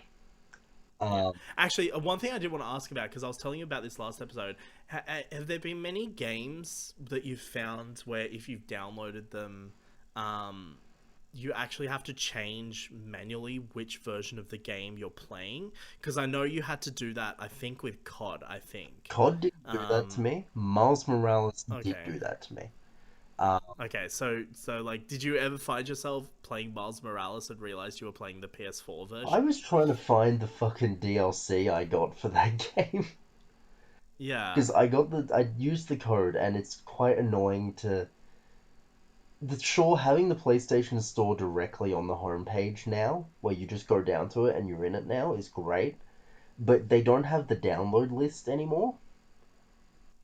You Right. know how like on the PS3 and the PS4, Yeah, yeah, you can yeah. go into your Yeah, you go to account like your notifications as like the download list. Yeah, yeah.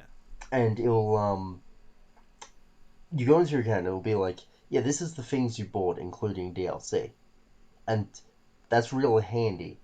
The PS5 doesn't do that. The PS5 leaves you hanging. So I redeemed this code. Um, it worked, but then I couldn't find any evidence that it worked, and the game wasn't adding the DLC to it. And Okay. I noticed that it was on the PS4 version, and so I swapped it over to the PS5, but there was still no evidence. So honestly, it's just very confusing trying to Hmm. understand what you've done with things on that console. Yeah.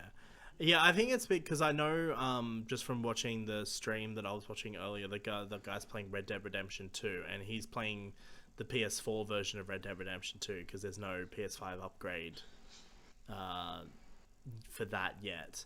Um, But I would just think like wouldn't I just should feel like the console should just install automatically the version of the game Yeah, that's suitable. You know, like you shouldn't have to go and then change it. In fact, why would that be an option? I feel like that's an odd thing to just put I there, thought like it to was have weird for you. because I thought, is my disc, because it said PS5 on the disc. Like, Yeah. is my disc a PS4 disc? Like, what? Yeah, I don't know. That's I weird. swapped it. Like, Unless maybe the PS5 upgrade, like unless maybe the way they did it was the discs, the actual physical copies are all the same, but like the PS5 has that upgrade option just there. Maybe it wasn't included in the disc. Maybe it's something that they had to do post. Like I don't know. There could be a number of reasons for it. yeah, that's probably a safe bet dependent. Um, Yeah. so yeah, there's just a hassle dealing with the UI sometimes. Um, Mm. this isn't a big thing for you, but it is for me. Trophies. Yeah. PS3, PS4. The trophies are vertical. You scroll down, Yeah. read everything it says. PS5, it's horizontal in these little squares. It cuts off a lot of the text that tells you what you need to do to get the trophy. So you need to go into it, which, yeah, it's fast, but it's still a hassle. I should just be able to read the requirements straight off. And honestly, Mm. just going sideways feels absolutely goddamn bizarre. Um, Yeah. Well, I mean, I'm sure, there's still a few kinks it's and early that days. to work They'll out. So figure I it feel out. like, we'll get some software patches and things that'll just fix some little bits and pieces out. Um, but yeah, hopefully, maybe by the time I get one, maybe some of like that kind of stuff's maybe fixed a little bit and maybe a little bit more clearer and things like that. I definitely hope there's themes available by the time I get I one hope so. because and you know what would be cool? Like, I would actually really love if I could just bring over my PS4 themes as That would be well. great. I think that'd be kind of fun because I've got some really great ones. Like, I mean, I changed them out. Like, I've got a Tomb Raider one, I've got a Witcher one, I've got, you know, Yeah, all of that. But yeah, no, that's cool. Like, I think like and this is one thing that's different to what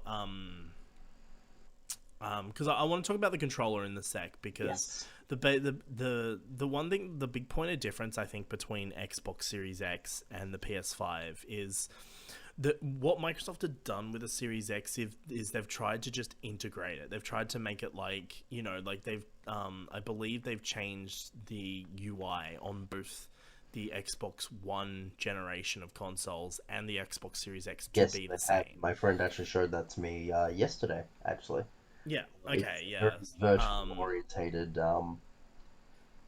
Like you scroll down to get through your whole menu now, and actually it's a Yeah. lot less fast to deal with than the Xbox One's original UI. I Yeah. despise the Xbox One's original UI. Oh, Yeah, it just looked a bit messy to me. yeah, But they've done that. But like and this is some like not criticism, but it's like like because the Xbox Series X has the same UI as the previous generation consoles now, and because the controller's essentially the same, there's no real difference there. Um, a lot of people have been saying that Xbox Series X doesn't feel like that next generation jump. It just feels like it's the just more it's obviously it is the next generation in terms of the power and things, but a lot of people have been saying that it just doesn't have that feeling of a next generation console that you used to get with say the yeah, Xbox One and the PS4 and that. But the PS5 feels next it gen. does. And I think a lot of people have been saying that it just comes down to obviously the looks different. Obviously, the UI is a bit different. Like it's still got that base kind of, I guess, it's kind of just like that. They've taken that PS4 layout and just kind of changed it a bit. But I think the big thing is the controller, the DualSense controller. I think that's that big Oh, I'm thing that holding people are it in my talking hand about. right now. So tell me about the DualSense controller. DualSense controller is an absolutely sexy beast. This Yeah. controller, everyone says this is the best controller. Yeah. They are 100% right. This controller, it fits my hand perfectly. It's nicely laid out. I only have two arguments against this controller.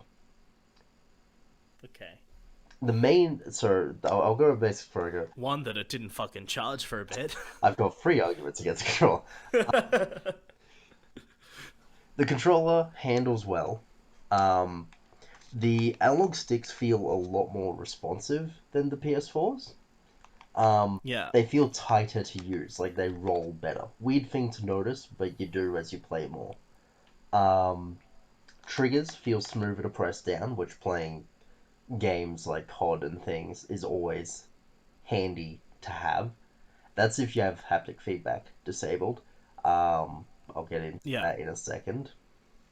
The touchpad, um, still a touchpad, actually. I've got nothing to add on the touchpad.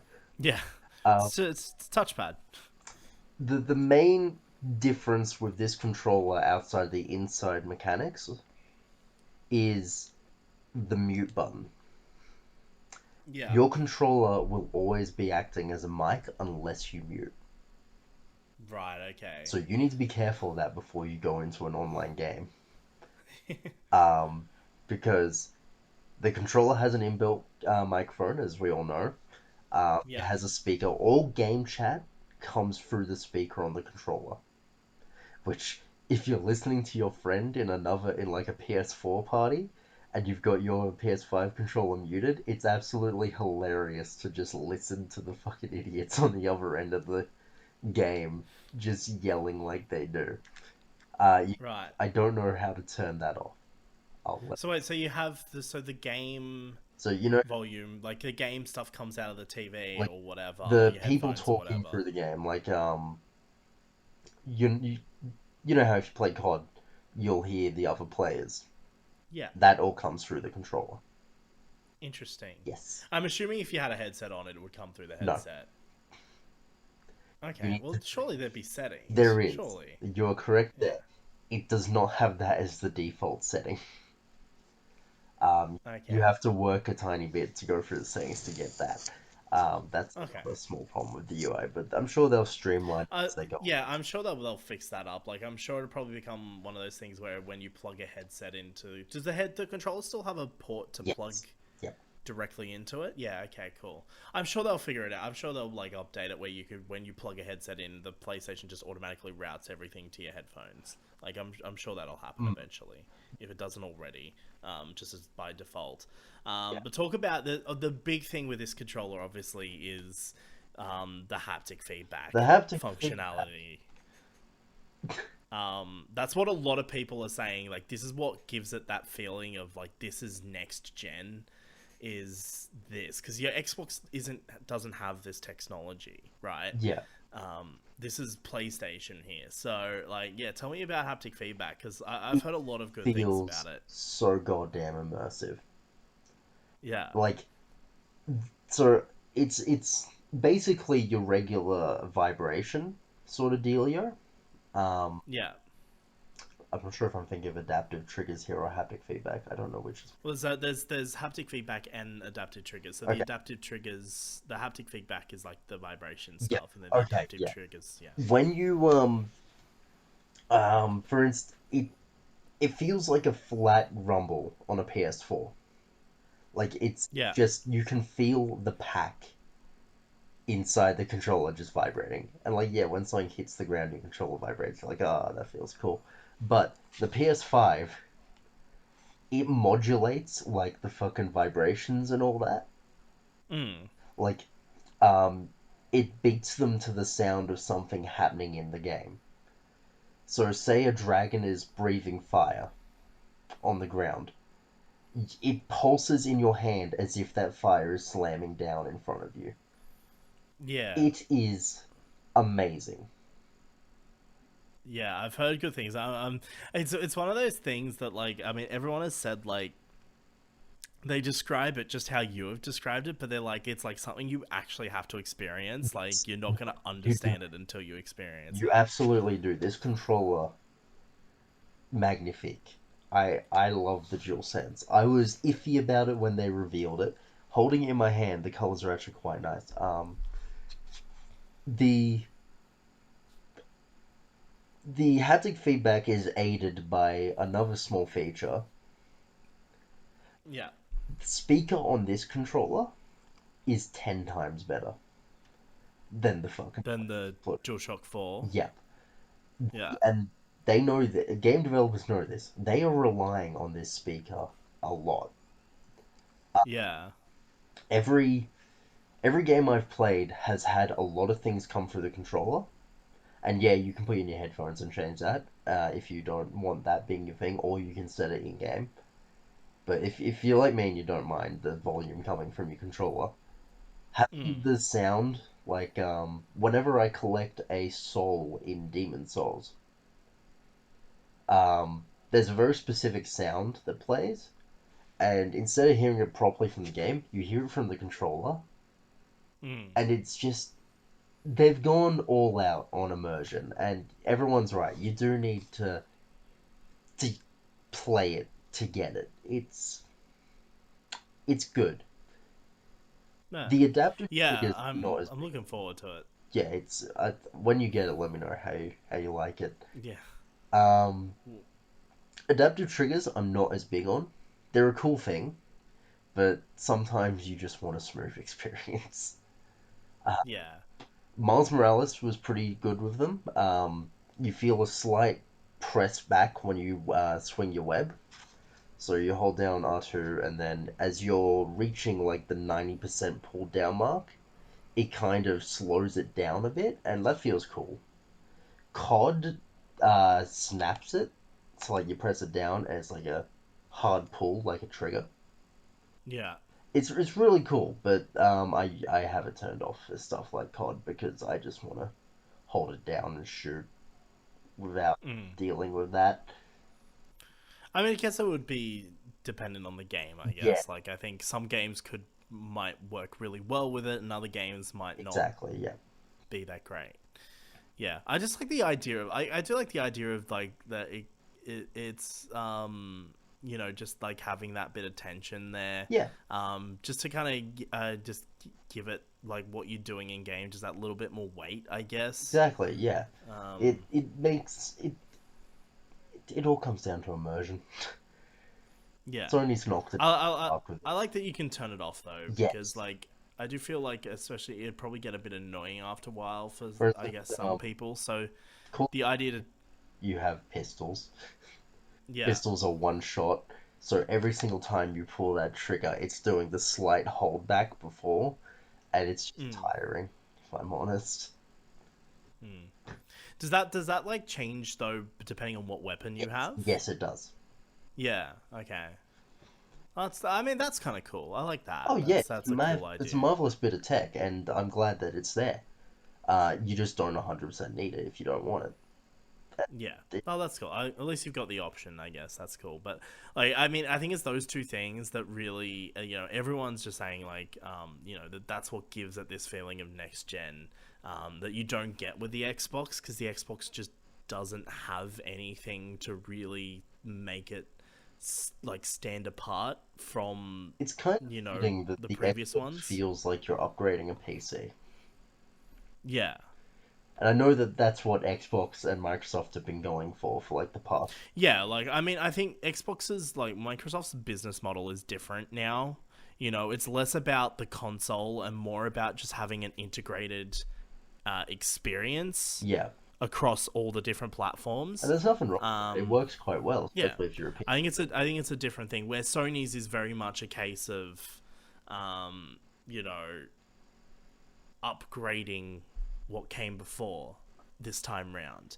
Like the previous generation was very much this is what I was saying, like, the previous generation there's a lot of hype around it because, it was PS4, it was the Xbox One, it was the next generation of both of those consoles. Yeah. It was a next gen, like, I mean, that was quite a leap from PS3 to PS4, and that generation, where this generation, and I've heard a lot of people talking about this. Like, this generation feels very different. This generation leap because it's not that much of a leap game wise, Mm. but I think tech wise, there's a lot going on this time round. But I think it's just because one, the launch was a fucking shit show. There really wasn't a lot of hype built up for these consoles compared to previous generations. No. Like with the previous generations, like we didn't even find out a lot of info about these consoles until like 6 months ago. Yeah. Like, I mean, there hasn't been, and we didn't know the release for a long time as well, We and knew the release, it, what, 2 months ago? yeah, and the pre-orders was a shit show, and The actual like release has been a bit of a shit show. Like with a lot of people not getting consoles, and having to wait until like different shipments in December and things It like does that. make me wonder what this would have been like had COVID not been a thing this year.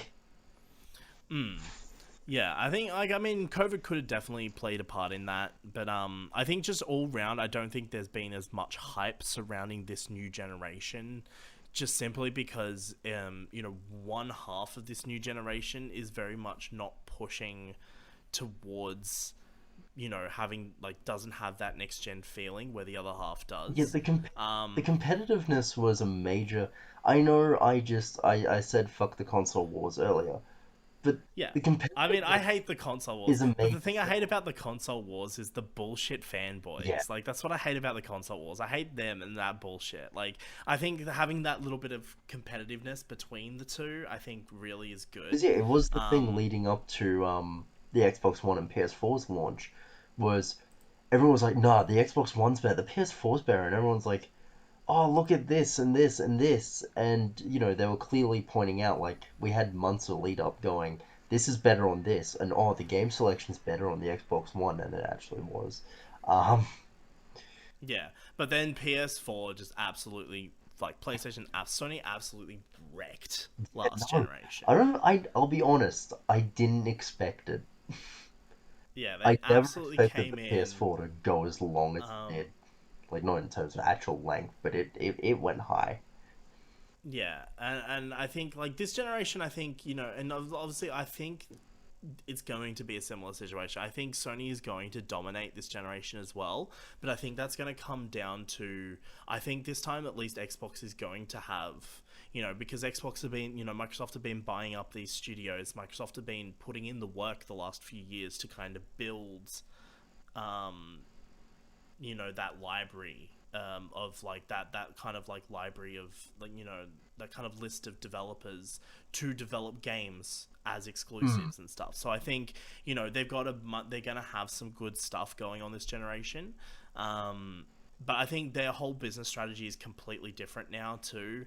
That I just don't think, just in terms of the console wars in fucking brackets, yes, Xbox is more powerful, but I just don't think Microsoft is going to be able to dominate in terms of like the console stuff. Like I think Sony is still going to end up by the end of this, later on. This is just a prediction, of course. It could go completely the other way, but I do think by the end of this coming generation, years into the future, I do think that Sony is going to still be the one that's going to come out on top, just in terms of like I, just everything it there. just feels But with that more said, focused though, on with that that. said, Xbox Game Pass, It's a thing. It's a good thing. that that is a thing, and that is honestly such a good fucking deal. Like honestly, like if just in general, like the amount of shit you get for that small price, it's like I mean, when you look at that, yes, you're paying per month, but you are gonna save so much money because all of the new Xbox exclusive releases and stuff go to Game Pass. So you don't even need to buy the games. You can just have that Game Pass subscription. It's such a pro consumer move, and I think it's such good value for money. And I kind of wish the PC version of Game Pass was a little bit better than what it is. Yeah. But hopefully over time that improves. But yeah, no, I definitely think like there's definitely, and that's like all part of their strategy. They're moving towards that kind of Yeah. strategy. Like let's do this. Xbox Game Pass. Let's have integration between PC, Xbox. Let's have the integration between console generations. It doesn't matter if you've got an Xbox, fucking, you know, One X or whatever the fuck those consoles were called, or a Series X, you've got that integration between all the consoles. And I think that's something really cool. Where if you look at the PlayStation, and this is kind of a downside of the PlayStation here, is you only have backwards compatibility for PlayStation 4, which is just shit. Yeah. It's shit. What I found interesting, Um, there's something really weird about the PS5 actually. mm, You can filter your games by PS5 and PS4 and all that, so you can see what console it's on. You can download from there. There's a PS3 games section in there. Interesting. Yeah, Have you tried? Have you tried putting a PS3 disc I in? have. It doesn't work. So that's interesting. Well, maybe they might be like categorizing because like they'll probably just do what they did with PlayStation 4 and like the older games will be available as downloadable games and stuff. But like that's not fucking like yes, that's backwards compatibility, but it's not like I want to be able to have a console that I can just put my fucking games in and play them. Mm, Like if Xbox can do it, why can't Sony? exactly. You know, And I and this has understand been the this has argument. been a this has been a consistent thing with Sony Yeah, across every console generation. They've just for some reason, and I don't know what it is, but for some reason, Sony is just against this idea of backwards compatibility. what's hilarious is PS3 actually did have backwards compatibility, so did the PS2.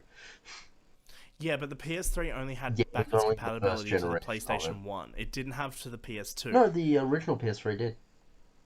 Oh, well, yeah, but like, I mean, let's be If honest. we Like, use the later they model that fucking everyone changed that very owns, that's quickly. gone. Yes. And again, it's like, why? Why does that need to be not a thing? Why is that changed? Like, I think that's silly. Um, I think the excuse at the time was just because, it's how PS2 discs were and things. I'm like, shut the fuck up. Like, that's just a bullshit excuse, and you know it. Mm, I think from Sony's perspective, it's more just to be like we don't want you. Like, we want you to just play the new stuff. We don't want you to be playing the old stuff. That's kind of how it comes across. And like, I know they've got PS4 backwards compatibility, but like, that's fine. Whatever. Like, but I mean, like I'd love to be able yes, but here's the thing. Like, I'm on also the camp that's also like when I play a game, I want to have the pure experience. Like, if I'm playing a PS3 game, I want to be playing it on my PS3. yeah, But sometimes for whatever reason, you might not have a PlayStation 3 anymore. You might not, you know, you know, you might not. It might not be easy to set up. You might not have the room to set it up. You might like there could be a number of factors into why you wouldn't yeah, use the PS3. So I just feel like, but what if you want to play a fucking PS3 game? What if you wanted to go back and play? You've been playing Red Dead Redemption 2, and what if you want to go back and revisit Red Dead 1? exactly. And you've got the disc right there, but you can't fucking use it. It's just stupid, and I really hope that does change. I do hope at a later date Sony change this because I think it's going to be something that's going to really get them get them brownie points with consumers, I think. But Mm, it is what it is. Another thing I want to talk about though briefly is I think one thing Xbox has going against Sony is that Game Pass feature. yes. I know Sony is introducing or have introduced a PlayStation Plus version of Game Pass, but let's be honest, I've seen what that library is and it's fucking shit compared to Game Pass. Like, there's no way that can compete with Game Pass at Do you all. remember PlayStation Like, Plus or PlayStation Now? whatever it's fucking called, I don't know. Because Play Just the PlayStation Game Pass, that I thing. don't think that exists. It does. Yeah, but it's only got I think it's like 20 games. I think it's integrated with PlayStation Plus on the PS5, Yeah, I I think think. that's just like a booster pack for people who jump in this generation. Yeah, and it's only 20 They're games. I good games, think it's 20 but games. They're good games, but it's a shit list. Like, why would you introduce that? I, Like, I think it's honestly just a booster pack for people who missed the last generation. yeah, but I don't think anyone buying a PS5 missed to the last Well, they generation. might have missed like the Sony side of it. Yeah, maybe. I mean, look, there's a good list of Sony exclusives, but like, it is essentially a Game Pass equivalent, and it's a very bad equivalent. And I think Sony needs to.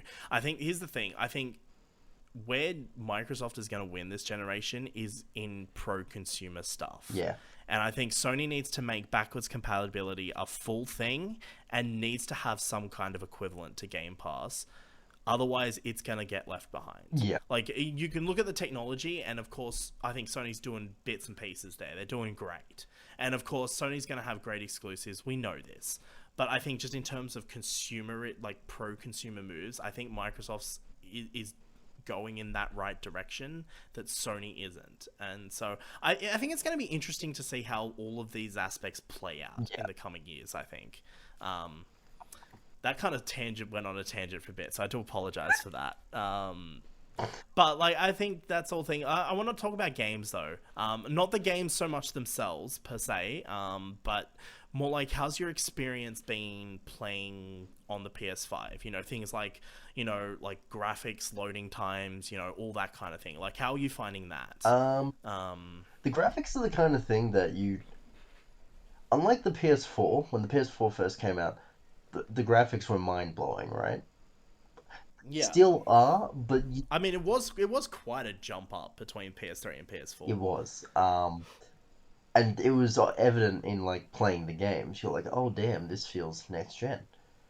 It still feels that way, but the graphics aren't at the front of your mind. Yeah, Like, yeah, Miles Morales looks spectacular on PS5 compared to PS4. Um, yeah. Playing the PS4 games on the PS5, even with them upscaled, you can see an obvious difference. Ray tracing makes all the fucking difference in the world. Yeah. Now here's the interesting thing. So what version, like, how are your settings for Miles Morales? Because you can have two versions. You can have the 60 FPS Got it version, on the which, graphics, the fidelity setting. okay, so you got that, and you're playing in 30 FPS, but you've got the I you've got the tried ray playing in tracing, you've 60 got the FPS. lighting, you've got all that kind of cool looking Yeah, stuff. yeah. The graphics are absolutely beautiful, and it's more noticeable when you get in close to things. Like the Yeah, detail on people's faces and on the suits and stuff are yeah, spectacular. Um, the game that actually gave me the biggest evidence of what next gen can do so far was Demon's Souls. Actually, mm, the environment in that world, the way it's detailed, is absolutely spectacular. It is a game that I walk through a doorway in a world and I'm just in awe at the things around me. yeah. Gives me the true next gen experience. But But that's also like a next gen exclusive as well. yes, Like exactly. that's It's the only PS5 one in my library exclusive. that I actually have. Um, Yeah. so far, if I go based off games that haven't had to be split between two generations, if that's the evidence for what's coming forward, I'm very excited. Um, Yeah. I've heard Watchdog, because Watchdog Legion on the PS5, is there a PS5 version of that? Yeah, there would be. That uses like just like the PC, like you can have ray tracing on and all that. And I think from what I've been seeing, like comparing that to Miles Morales, like the Watch Dogs Legion is a much better example of just how that technology is now integrated hmm, into the gaming experience, because I've seen fucking PC footage of Watch Dogs Legion and it looks ridiculous. Like it's so fucking cool. Just with like ray tracing and shit. Like that game looks amazing. it does. Um, but I don't know what the PS5 version's like because I I haven't played it. haven't tried it yet, but I will let you know. I was actually saying I was saying to Blendell yesterday. I'm saying like I'm solely interested in playing Watch Dogs Legion just for London. Like I honestly The don't world is care about the very game nice. itself, The story but and that. I just want to play around in London. It's purely made to be just a fucking sandbox hacking game, and it works well. Yeah, Um, I've heard the gameplay is really great. Like I've heard really good things about the gameplay. I've heard the story is utter trash and like it's just it's really bad and things like that. But I've heard the gameplay is really good. Like it's actually really fun. So I'm definitely gonna get it. I think I'll wait until I get a PS5. I think to get it though yeah, because, um, I could get it on PC now and like just fucking turn all the settings up and shit. But I think I'll just wait for the PS5. I think. the Plus, also, I'll wait till it's on special because, again, like I only want the game to visit yeah, London. I don't really want to play the game that much, so it's like it's not worth spending full price for. But yeah, the how's the loading times though? that's Actually, where you really step into the power of the console. Is that yeah, first time where you realize, like, playing Miles Morales was my first major example of next gen. So as soon as I unlocked fast travel, You hold down X, and like barely a second later, you are stepping out of the subway into New York again on the other Yeah. side of the map. And that was amazing to me. Yeah, I've seen raw footage of Skill Up actually when he reviewed Miles Morales. He actually just played raw gameplay footage of him going from the PS5 UI to the main menu of Miles Morales to the game, and it was just everything was so fucking quick.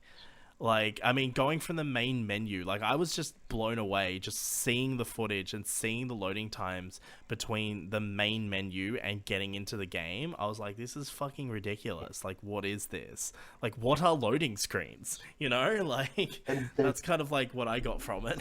I saw a video of someone downloaded GTA 5 onto their PS5, and they looked And then just to clarify, that wouldn't be the next gen version no, yet because that that's is not out. So PS4, that would be still the PS4 version. and Yeah. it did fade like you know how loading into the story of GTA 5 or loading Yeah. damping in GTA 5 is like, congrats, you've played the game for an hour, now go play the game. Um, Yeah. it took all of like I think it was like 5-10 seconds to load to Yeah. that game, and I was just in awe at that. The loading times were really just Yeah. kicked you. Now imagine the next gen version of that though. Oh, dude. Like imagine booting into GTA 5 when the PS5 version is comes out. Watch, because it's got the extra graphic fidelity, it'll still take fucking 10 years.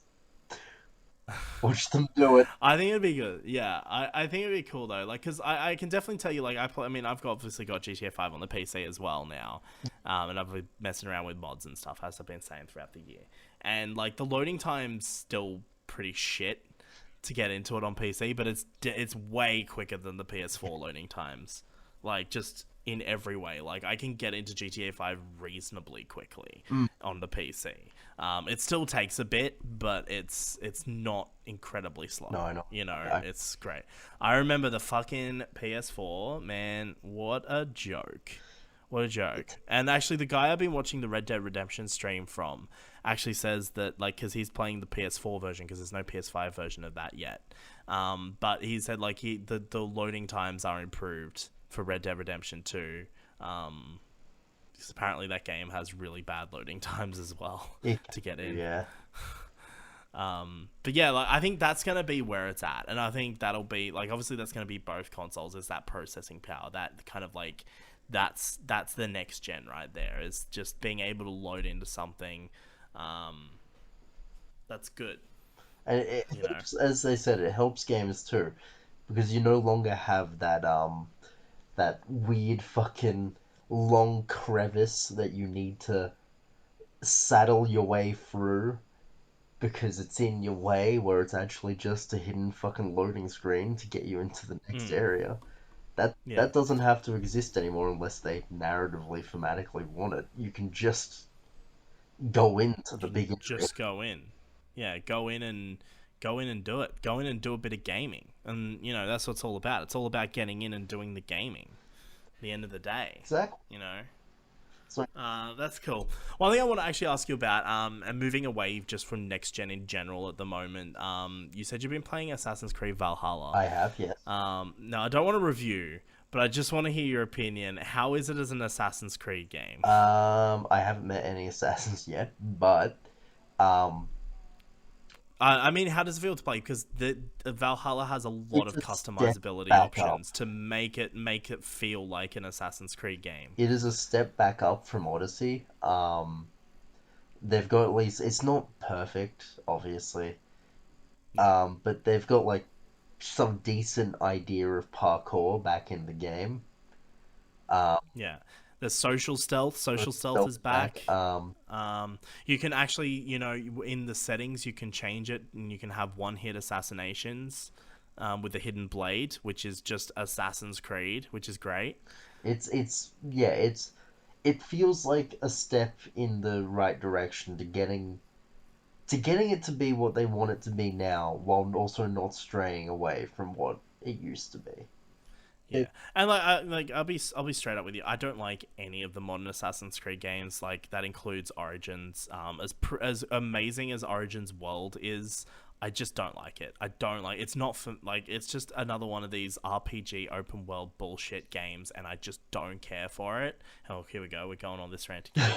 But I really love the world itself, though. Like, that's what stands out from Origins for me, and that's what I remember from my time playing it. I really didn't care for the gameplay at all. I didn't care. I thought the combat system was just like, it's just not an Assassin's Creed game. Yeah. I know it's about like the story wise, it's about the origins of the Creed and whatnot, but it's just not an Assassin's Creed game. And then Odyssey takes that a step further. There's the reason why I just never bothered playing Odyssey, because all I had to do was go and look at some reviews from Assassin's Creed YouTubers, which when it comes to the Assassin's Creed games are the only reviews I care about.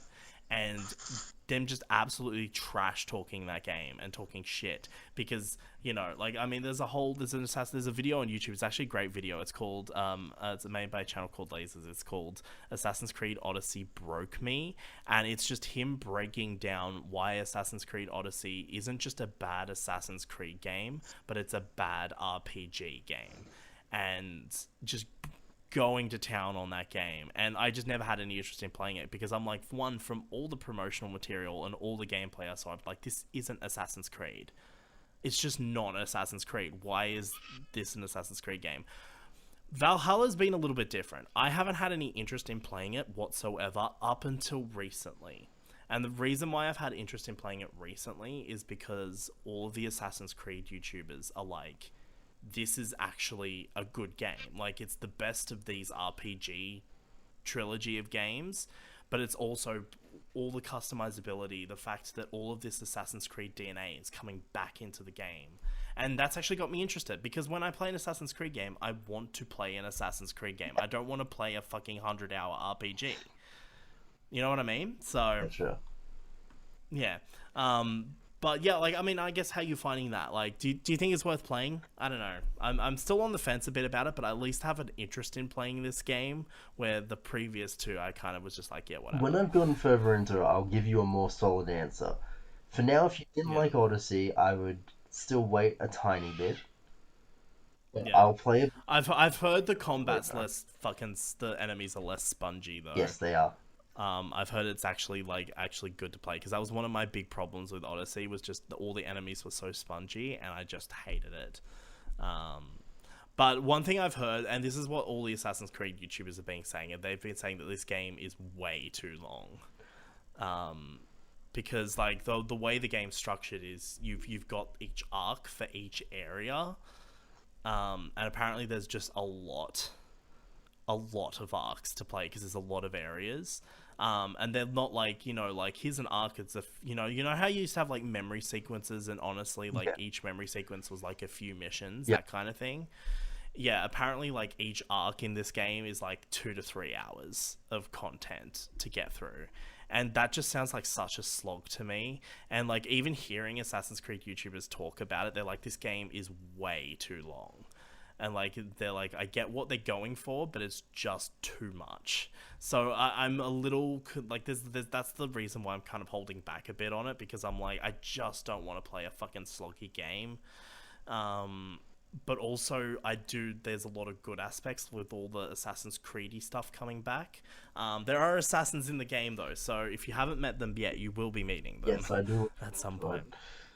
Apparently a lot of fans are actually really happy with the modern day this time round as well. Oh, okay.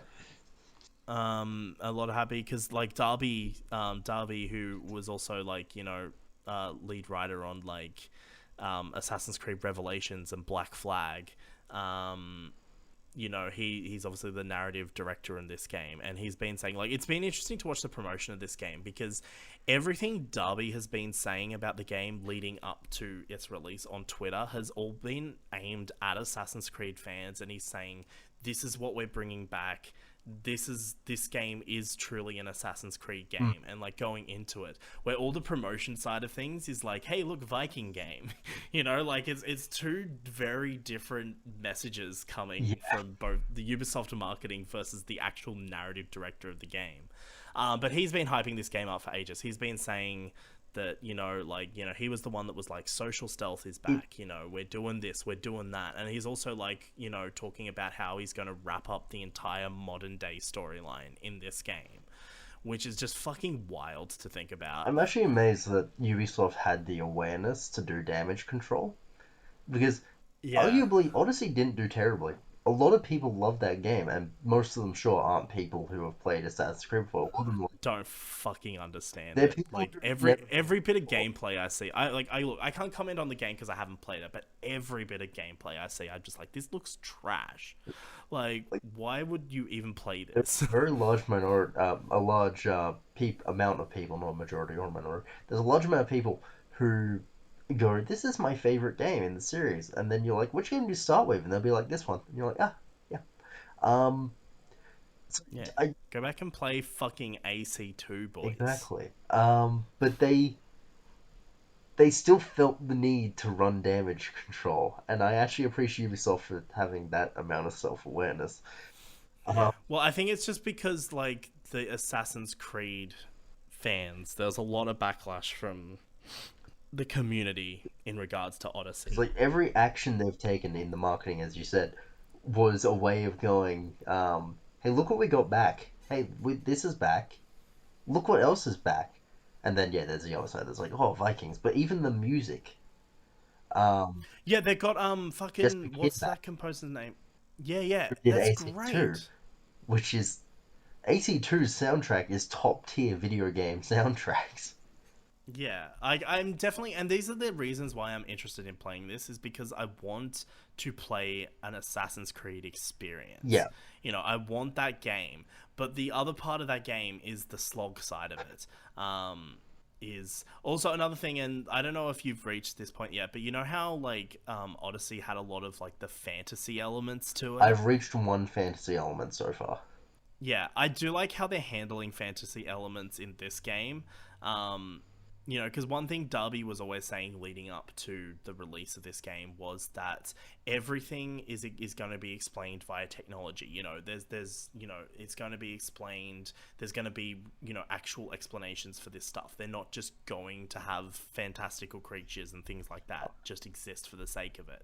And I do like that basically Eivor is just a fucking drug addict for like the game, and that's how they're kind of incorporating all the kind of more fantasy elements of the game is, because like when you think about it, it makes perfect sense. Like through the Animus, you're reliving Eivor's memories, and in Eivor's memories, he's taking substances, and then he's experiencing that mythology the way they are experiencing the mythology the way they understand it. So that's what you're actually reliving. You're not reliving what actually happened, Mm.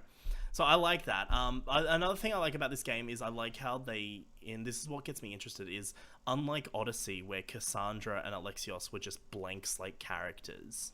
The whole point of that game was to be a fucking RPG. So they made those characters as blank slate characters so you could insert yourself in there and make choices. Which makes, again, on its own, makes no fucking sense for an Assassin's Creed games. Why would you be making choices? It doesn't make sense. Mm. You're reliving memories. You're not fucking playing an RPG. You're not playing yourself. That's the whole point of an RPG, unless it's like The Witcher, where you have like a pre-established character. But what I like about this is they've still got those RPG elements there, but from everything that I've heard about it, Eivor isn't a blank slate character. Eivor is actually that pre-established character, and it doesn't matter whether you pick male or female Eivor, because at the end of the day, the canon choice is let the Animus decide. Which, by the way, will have you mainly playing female Eivor, if you let the Animus decide. And the reason I think given for that in the game, from what I've seen, is because Eivor's like a reincarnation of Zeus or whatever the fuck's going on there. Eivor has a Isu DNA, so the Animus can't.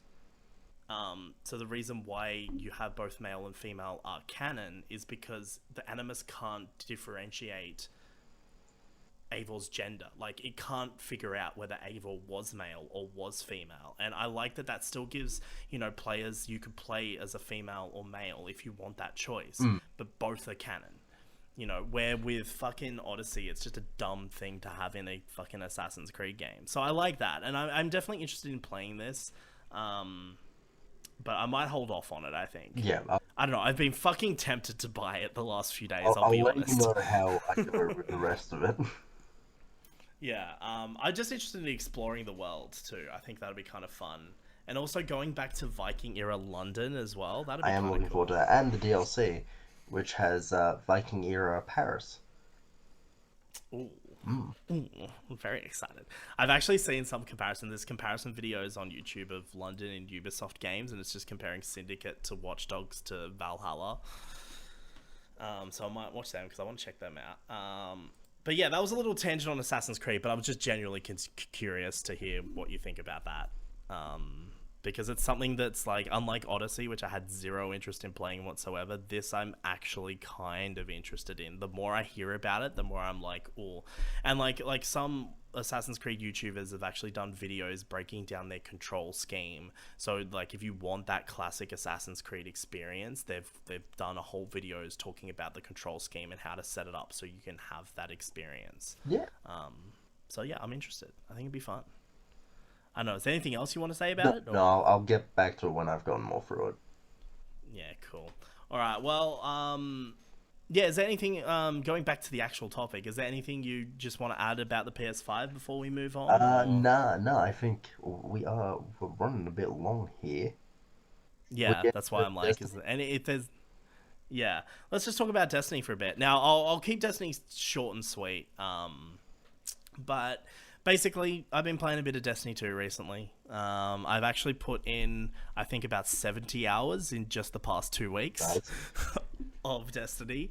But I've been playing, the reason why I jumped back in was because recently the Beyond Light expansion came out, and I did talk about this briefly in the previous episode. But I was interested in playing this, and what got me interested in it was the fact that the Exo Stranger from the Destiny 1 vanilla campaign was back. Which if it's funny because I was actually watching back my old you know how I did like a Destiny retrospective video like a few years ago Yep, on Destiny 1. This is around the time that Destiny 2 yep. released. I don't know if you saw it, but I did one of those, and I had a couple of criticisms in that game, and those criticisms have been answered in the years since with Destiny 2. Weirdly, one of the criticisms was I just bring the Exo Stranger back because she's such a fucking nothing character in that vanilla campaign. She's just a fucking meme, and they've bloody gone and done it. She's back, baby, and she's a badass character. Like, she's actually got a character this time round. She actually explains some things, which is good. She talks about, like, it's funny, it's become a bit of a meme in the Destiny community. It's like we've gone from knowing literally nothing about this character to knowing way too much about this character. But yeah, no, it's cool. It's cool that she's back. She's got a different voice actress. There's someone else playing her this time round. But with that said, Destiny is literally always changing their voice actors all the time. So there's that. One of the big examples is obviously Nolan North replacing Peter Dinklage, but also Nolan North replaced Nathan Fillion as Cade 6 as well for the Forsaken DLC, That's what and it's happens. very Hire big name actors for a live service game. yeah, that's very fucking noticeable too. Like the difference between Nathan Fillion and Nolan North, like I mean, I know Nolan North's great and iconic and everything, but like you don't need to get him to play every fucking Tom, Dick, and Harry. You know what I mean? Like, it's fine. This is my big criticism with Avengers as well. I was like, just Nolan North does not work for Tony Stark. No. But you know what? It is what it is. But I do like his performance as Cade 6, I will be honest. It's basically just Nathan Drake. It's in Destiny, essentially. But they do stay true to his character. But yeah, so Exo Stranger's got a new voice actress. But basically there's two plots to this expansion, right? There's the A plot and the B plot. The A plot is we've got a new location, Europa. Because obviously with this release they also took out a lot of the content from the game,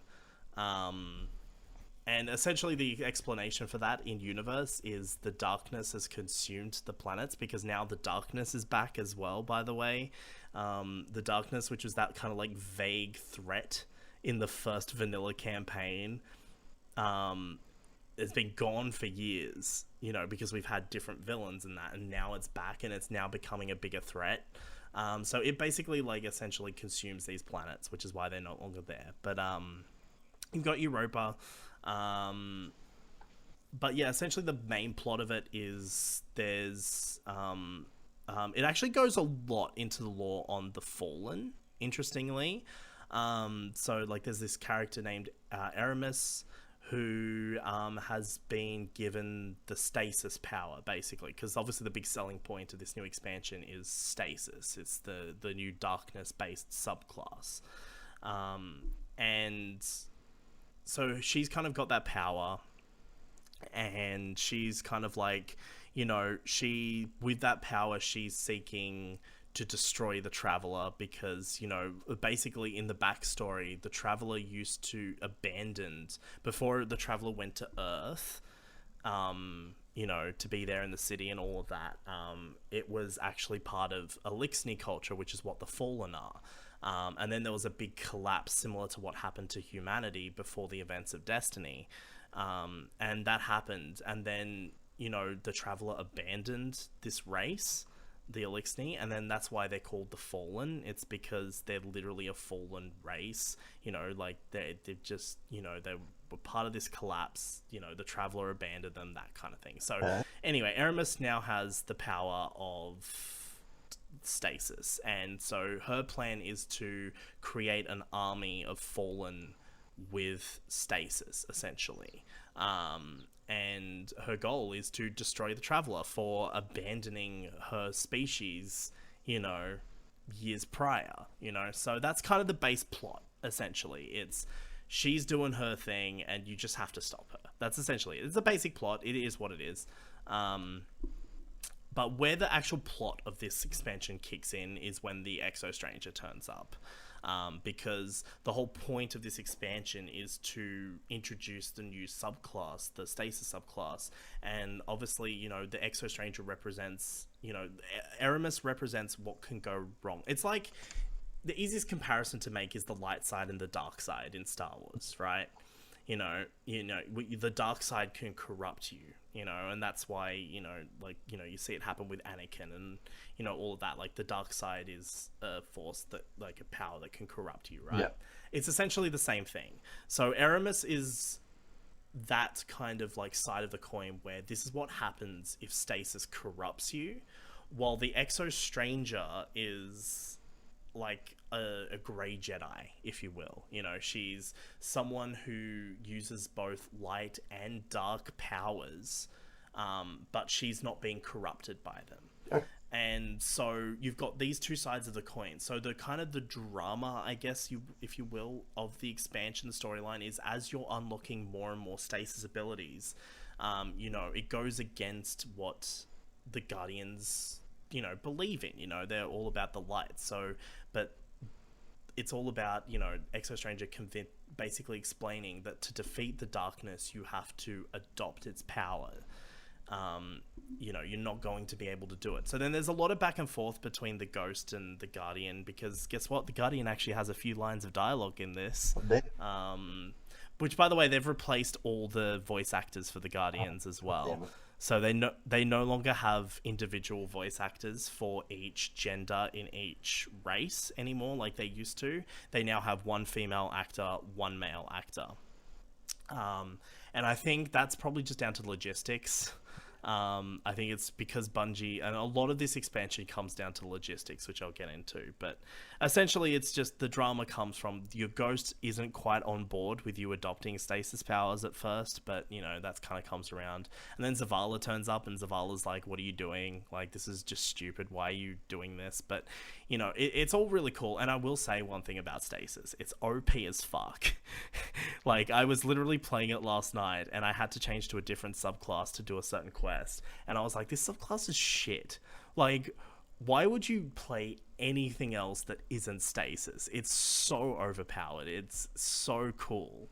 But yeah, that's essentially the plot line. And of course, you have the B plot of the storyline is the Exo Stranger side of it, which in my view, so this is where we learn more about the Exo Stranger. We learn, about kind of her timeline and where she comes from. We find out her actual identity, we find out her backstory, all of that kind of stuff.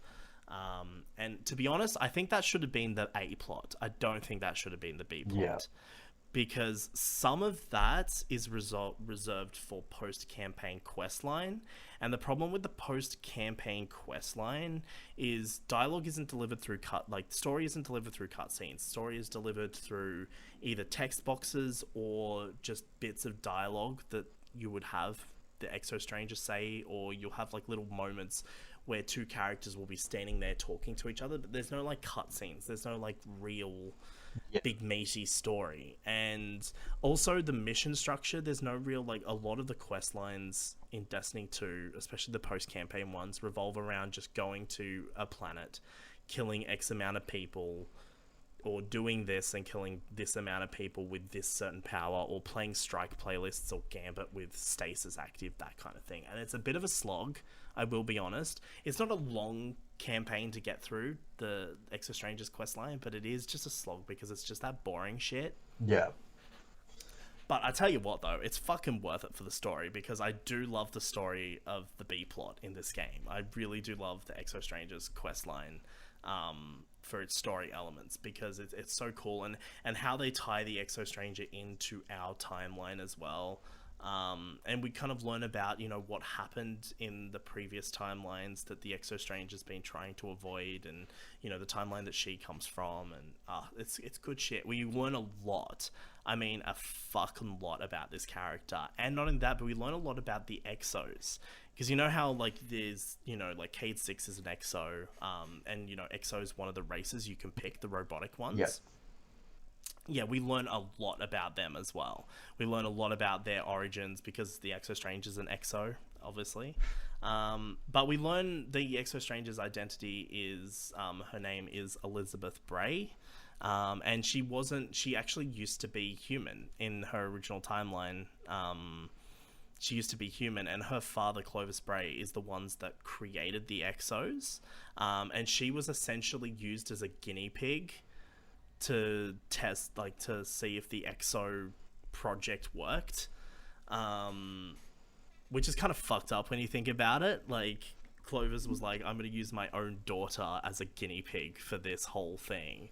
But there's another character in Destiny 2 who's been in the last few expansions, who's called Anna Bray.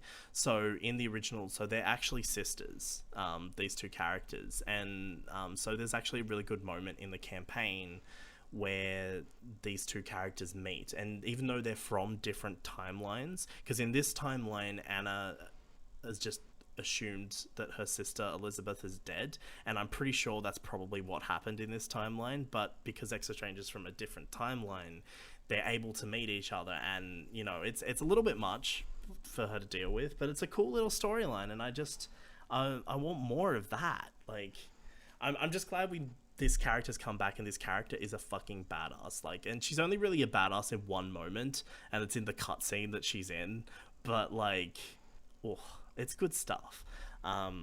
So yeah, like, in terms of story side of things, I do think that should have been the main plot of the campaign. I don't think the Aramis plot should have been the main plot, because it's a bit it's just a bit routine Destiny. Yeah. You know what I mean? Like, you've got your villain, they want to destroy the Traveler or whatever, we have to stop them. At least with the Exo Stranger, there's more interesting stuff going on, and I really like that they're really delving into the lore now. Like, it's not just like we're leaving the lore of Destiny to the Grimoire cards or things like that. Like, we're actually incorporating the lore into our stories, and I really like that. I think that's cool. About Destiny 1. Yeah, like Destiny 1, all the lore was in fucking Grimoire cards, and you couldn't even access them in the game. Like, you had to go to Bungie.net to see it. Yeah. And one thing about Destiny is it has a shit story, but my god, is the lore fucking good. Like, it's got amazing lore. And like previously to this expansion, all we knew about the Exo Stranger was the fact that she came from a different timeline because her grimoire card actually explained that she can travel in time and she comes from a different timeline. But other than that, we knew nothing about her. So this expansion just goes fucking in depth. But I also like that it explores the lore of the Fallen as well, because that's stuff like we already kind of knew through the grimoire and stuff. But like the fact that they're actually exploring that and actually providing a bit of depth to some of the enemies in the game, I think that's kind of cool. Yeah. I like those things because I think Destiny hasn't had, I think, a good villain since Oryx in the Taken King. Like the Taken King was such a turning point for that franchise, and was such a good villain, and that was a good campaign and just everything. And I just don't think anything's been able to live up to that since. Yeah. Although I haven't played Forsaken, and I've heard Forsaken's good. I've heard Forsaken is some of Bungie's best work, but I haven't played it, so I can't comment on it yet. But yeah, I just like it. Obviously, with this, there are a heap of new logistical things. Obviously, it's struck out on its own. Yeah, so like I mean this expansion is definitely definitely, you know, and this isn't the first one. Shadowkeep was the first expansion post Bungie Activision split, but like this expansion there is a bit of criticism because it does remove a lot of content from the game, but it doesn't add as much content back into it.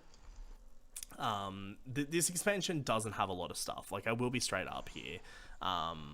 And I think the asking price for it is a bit much for what you actually get compared to previous expansions, especially because, you know, previous expansions you would get, you know, your story, whatever, but then you would get new strikes, you would get new multiplayer maps, you'd get new gambit maps, you'd get all sorts of new gear and new things like that.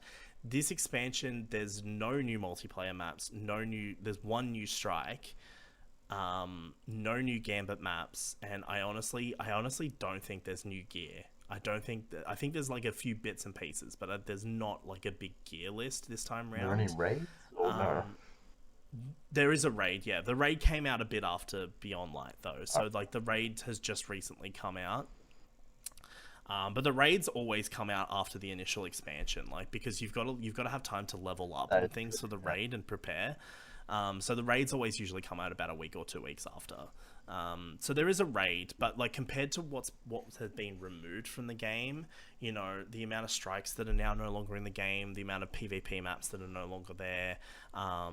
This expansion obviously does add Europa, which is a new location, and it does actually bring back the Cosmodrome from Destiny 1.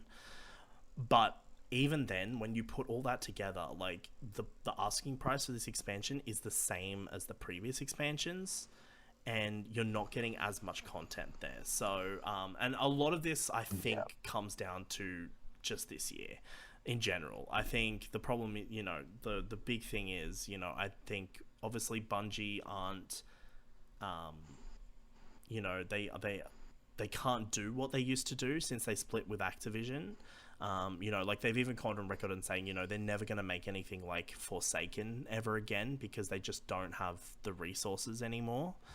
But I think Beyond Light was very much, I think Beyond Light might have been, maybe had more if COVID didn't impact everything. Yeah. I feel like there probably would have been more there, but because of COVID, you know, and I think that's also logistically why, you know, there's not as much, there's been a lot of voice actor changes and, you know, like they've, you know, another reason I think COVID is definitely a reason why, you know, we probably don't have a lot of these new maps and new strikes and things like that is because they just don't have the man. Because before, you got to understand as well, Bungie didn't solely work on Destiny. Bungie had help from a lot of other developers through Activision, and they don't have those resources or manpower anymore because they're on their own. So, you know, because I think Shadowkeep was already in development when they left things. So I think that's why Shadowkeep was still like, you know, Shadowkeep was definitely a smaller expansion to what Forsaken was, but there was still stuff there. Where now I think this is going to be the new norm. I think we're going to be facing, you know, we're going to be looking at less content. So obviously, you know, the thing should be, you know, they should drop the price And I do think that's feedback they're probably going to listen to at a later and with the next expansion, I'm I'd sure. imagine it probably is just. It's a tough year where you Yeah. lose a lot Well, of they don't. money and you've got to recoup it somehow. Yeah, I think there's a lot of things gone into the fact that Beyond Light doesn't have as much content as the previous expansions. You know, like I think COVID's definitely one of them. I reckon if they had the manpower and they actually had full access to the studios and things like that, I reckon we probably would have some Gambit maps and some multiplayer maps and things like that. But just the fact of the matter is, you know, Bungie, everyone's working from home, which just in itself provides limitations to what they can do. And then, you know, they've still got to pump out an expansion, you know. So I think, you know, there is a lot that's kind of gone into this. So I think it's definitely very much a victim of 2020, this expansion. But I think it's still good. Like, I think what they have put in there is good. You know, there's a lot of Destiny fans that don't think so, but I personally, I'm not part of that kind of community, and I'm not that invested in Destiny 2 like I was with Destiny 1. So personally, I don't really care. I think it was a lot of fun to play. I had a great time with it. I think the campaign's a lot of fun. I think the story missions are great. I think the fact that they're incorporating lore and they're incorporating just everything into it now, I think is really good. So, you know, that's my thoughts on the story side of things. Gameplay, there's been a lot of changes in general. But again, I don't have the previous expansions to kind of compare it with. I only have Vanilla Destiny, and Vanilla Destiny 2 was, you know, kind of is what it is, you know. So I'm like, everything's better now, and I think just there's been so many quality of life improvements over the years with Destiny 2 that, like, Destiny 2 is legitimately a good fucking game. Like, and it's free to play. Like, I mean, yeah, you don't get your story content, and you won't get stasis if you play the free to play version, like, because that's the whole stasis subclass is intertwined with the campaign. But what you do get for free is, it's a lot. There's a lot of content. Even if they've removed half the game, there's a lot still there for nothing. So, you know, Destiny 2 is in a really good shape. Like, it's in a really good place right now. And, you know, would I prefer them not to remove content? Yes. But also, my hard drive is loving the size, you know? Like, it's not fucking 100 gigs anymore. It's like 55 gigs. Yeah. It's great. You know, like, and their plan for the future is they're going to, so essentially Destiny 2 is going to become this evolving thing. So, you know, each year they're going to remove content, they're going to add content, they're going to do all sorts of stuff. And their goal, they did say their goal is to keep the file size around the same. So, you know, around that 55, 60 gigabytes, you know, they'll probably go up to 70 at some point, I'm sure. But like they want to keep it around that because the file size is getting too big and it was just getting too hard to develop for. But also, like, downloading that game is a fucking nightmare just because of how big it is. So like, I think just in general, like, just the removal of content. Yeah, look, you miss out on some new players will miss out on 3 of the campaigns. You know, but I think just in general, it's a good setup for where they want to take Destiny 2, I think. So, you know, and speaking of setup, the story sets up the darkness as well. Like, the darkness is like this big threat again now, and the next 2 expansions are coming out. One's next year called The Witch Queen, and then in 2022 we have Lightfall. So I think they're building to something here. Like, they're really building up something. And I think that's what Beyond Light's all about. Beyond Light's, you know, all about setting up for what's coming over the next couple of years. And I'm genuinely intrigued by what's coming. I'm not going to lie. I think it's going to be really interesting. And I think if any times to jump on the Destiny bandwagon, I think now is it. You know, I think it's going to be an interesting couple of years. I probably will jump back in. I've been thinking about it for a while, ever since you first started talking about Destiny 2 again. So I might jump back into that, yeah. Well, I think if you go to...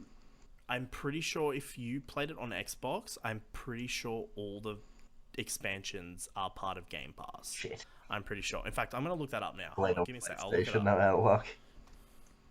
Ah, damn. Hold on, let me just have a look. I just want to check. Destiny 2... What would I put in Xbox Game Pass? I just want to see. Let's have a look. Um,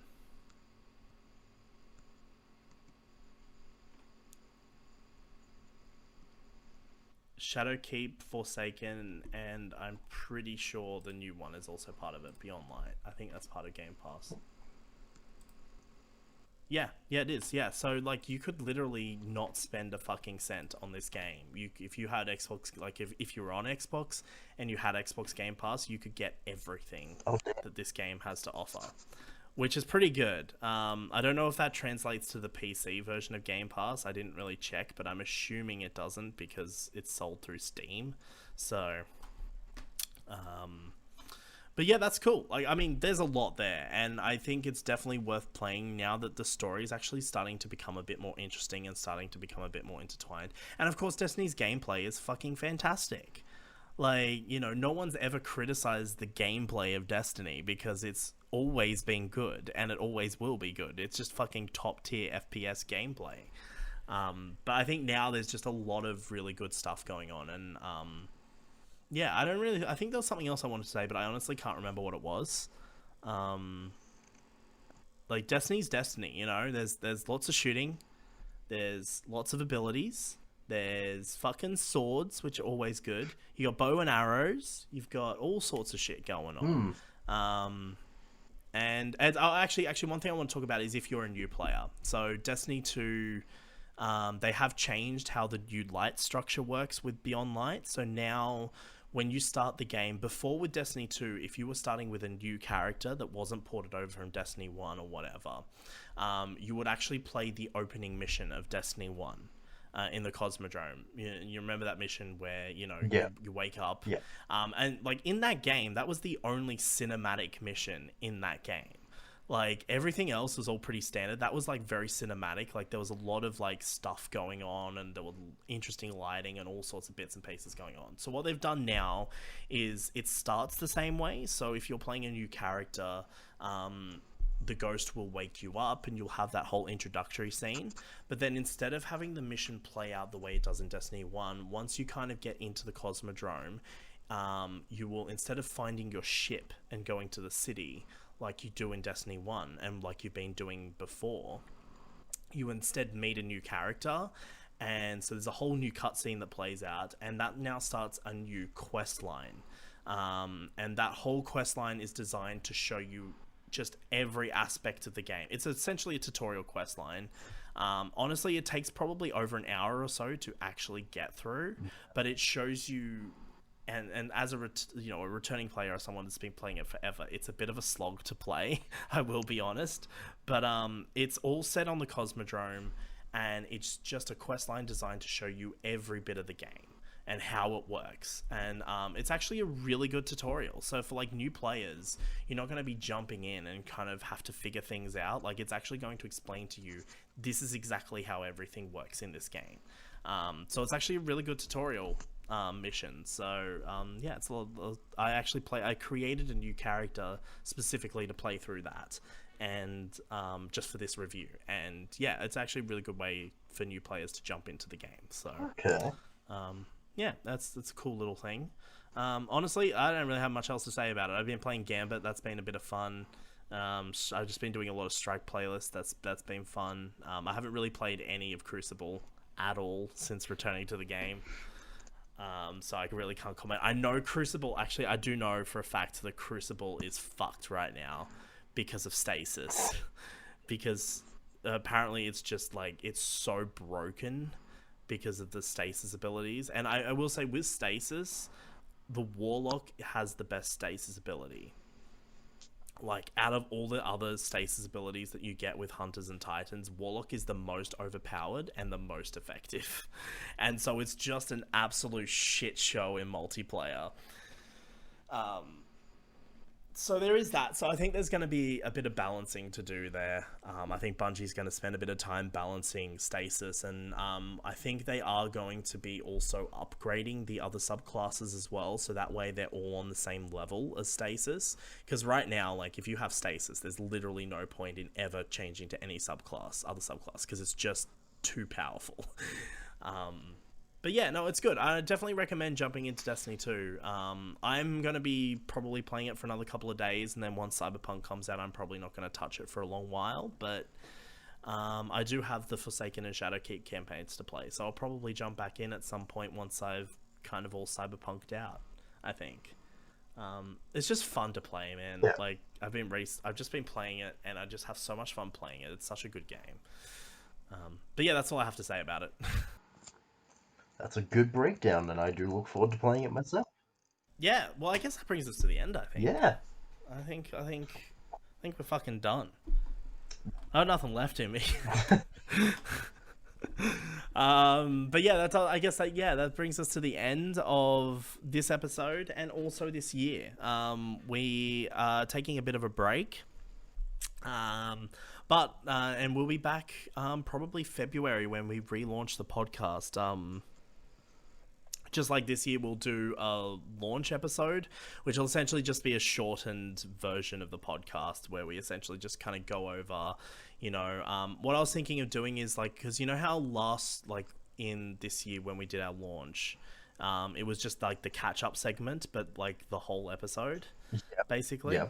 What I'm thinking is we'll just save the catch up segment for the first official episode, but what we could do is maybe for our launch episode, obviously we'll go over plans for the podcast for the year. I'll go over plans for Turning Point because there's going to be a lot of things happening.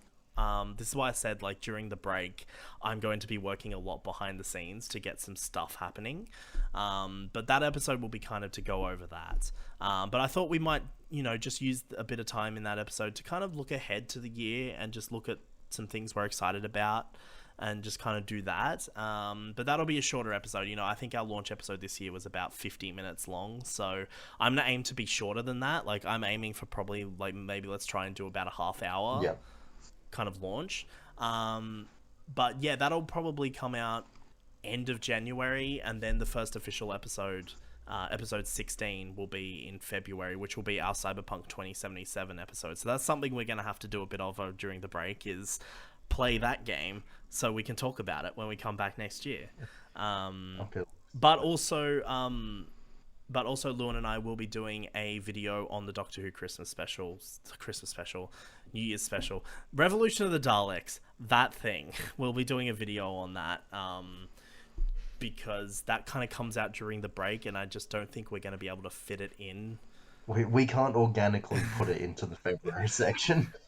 Yeah, so I think we'll just do a video on it. We'll just kind of see how that goes, just to kind of talk about it. Because I'm not going to lie, I am low-key excited for that episode. Yeah, 100%. I really didn't care about it at all because they just... Really, it's just been such a nothing thing that's been built up. And then all of a sudden they drop that trailer and I'm like, holy fuck, this actually looks like it's going to be more of a Jack companion-centric episode than it is going to be about the Doctor. And you know what? I would be perfectly fine with a Doctor Light episode. Like, I'd be perfectly fine with that. Like, at all in the past 2 seasons. yeah. And, well, actually, we haven't had one for fucking years, actually. Yeah. Now that I think about it. Had one either. But that, I'm really excited. I think it's going to be a cool and special. And look, if it's shit, it's shit, That's fine. We'll talk about how shit it is. But I hope it's not. I hope it's actually good. Because I remember the last special, Resolution, I actually really enjoyed that. I thought that was really good. Yeah. So I'm interested to see how this will be. And, given Series 12 was a jump up in quality compared to Series 11 anyway, I think this is hopefully going to be good. And I hope Series 13 continues it. I hope Series 13... keeps going, and I hope they don't backtrack on the Timeless Child. Like, you've done it now, just fucking commit to it, like, it's fine. Like, I would respect them more if they committed to it and it was just a thing than if they were like, did what the Rise of Skywalker did and just try to backtrack on everything in The Last Jedi. I would respect that more. So, we'll see. But that's Series 13. That's a bit later on down the line, but I'm really interested in that special. But yeah, in regards to that next year, I don't know, really. We've got, Mandalorian Season 2. We've got Cyberpunk. We'll probably talk about Time Lord Victorious again at some point, I'm sure. Yep, since that's coming to an end next year. Well, we think. Yeah. And of course, we'll probably get some Edgar Wright in there because we got No Time to Die coming out in April. But I do believe Edgar Wright's new film does come out around the same time, I think. Yes. We're definitely not going to get all the Edgar Wright films in before that comes out, but we might do another Edgar Wright episode before his film comes out. And then apart from that, you know, like, it's next gen. We got a whole heap of new games to talk about and a whole heap of new stuff. So yeah, it should be interesting. It should be an interesting year, I think. Hopefully it'll be a better year than this year. Hopefully I won't have to come up with as much filler content for next year. Hopefully it's just going to be plain sailing. Scenes, honestly, like every other day. So yeah, this thing got delayed, so we're gonna have to... We're going to have to figure out something to do for this episode. Well, as I was saying earlier, I do think, like, the episode list we've got this year, like, some of the stuff we've done, I think has been pretty good. Yeah. And even though we were a bit late to the game on things like, say, Mandalorian and Clone Wars, because we did those, you know, a little bit after... Yeah, and of course, who knows, maybe if I get my ass into gear and actually watch all of Doctor Who, we might even at next year at some point even do our Doctor Who ranking episode that we were talking about way back in the start of the year. Yeah.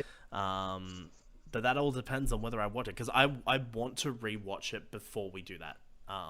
Like, I mean, I know the show so well that we could just do it, but I would like to approach it with a fresh perspective, I think. And so far, I still haven't finished Series 2, but I'm up to the finale.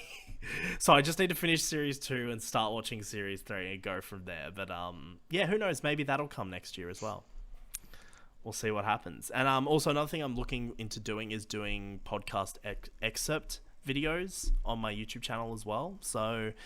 you know, there's a whole heap of things. Of course, we'll go more detail next year with the launch episode once we've kind of worked it all out. But there's all sorts of bits and pieces happening next year, so it's gonna be interesting, I think. The fact that we're still doing it next year is just crazy. But yeah, but that brings us to the end for the year.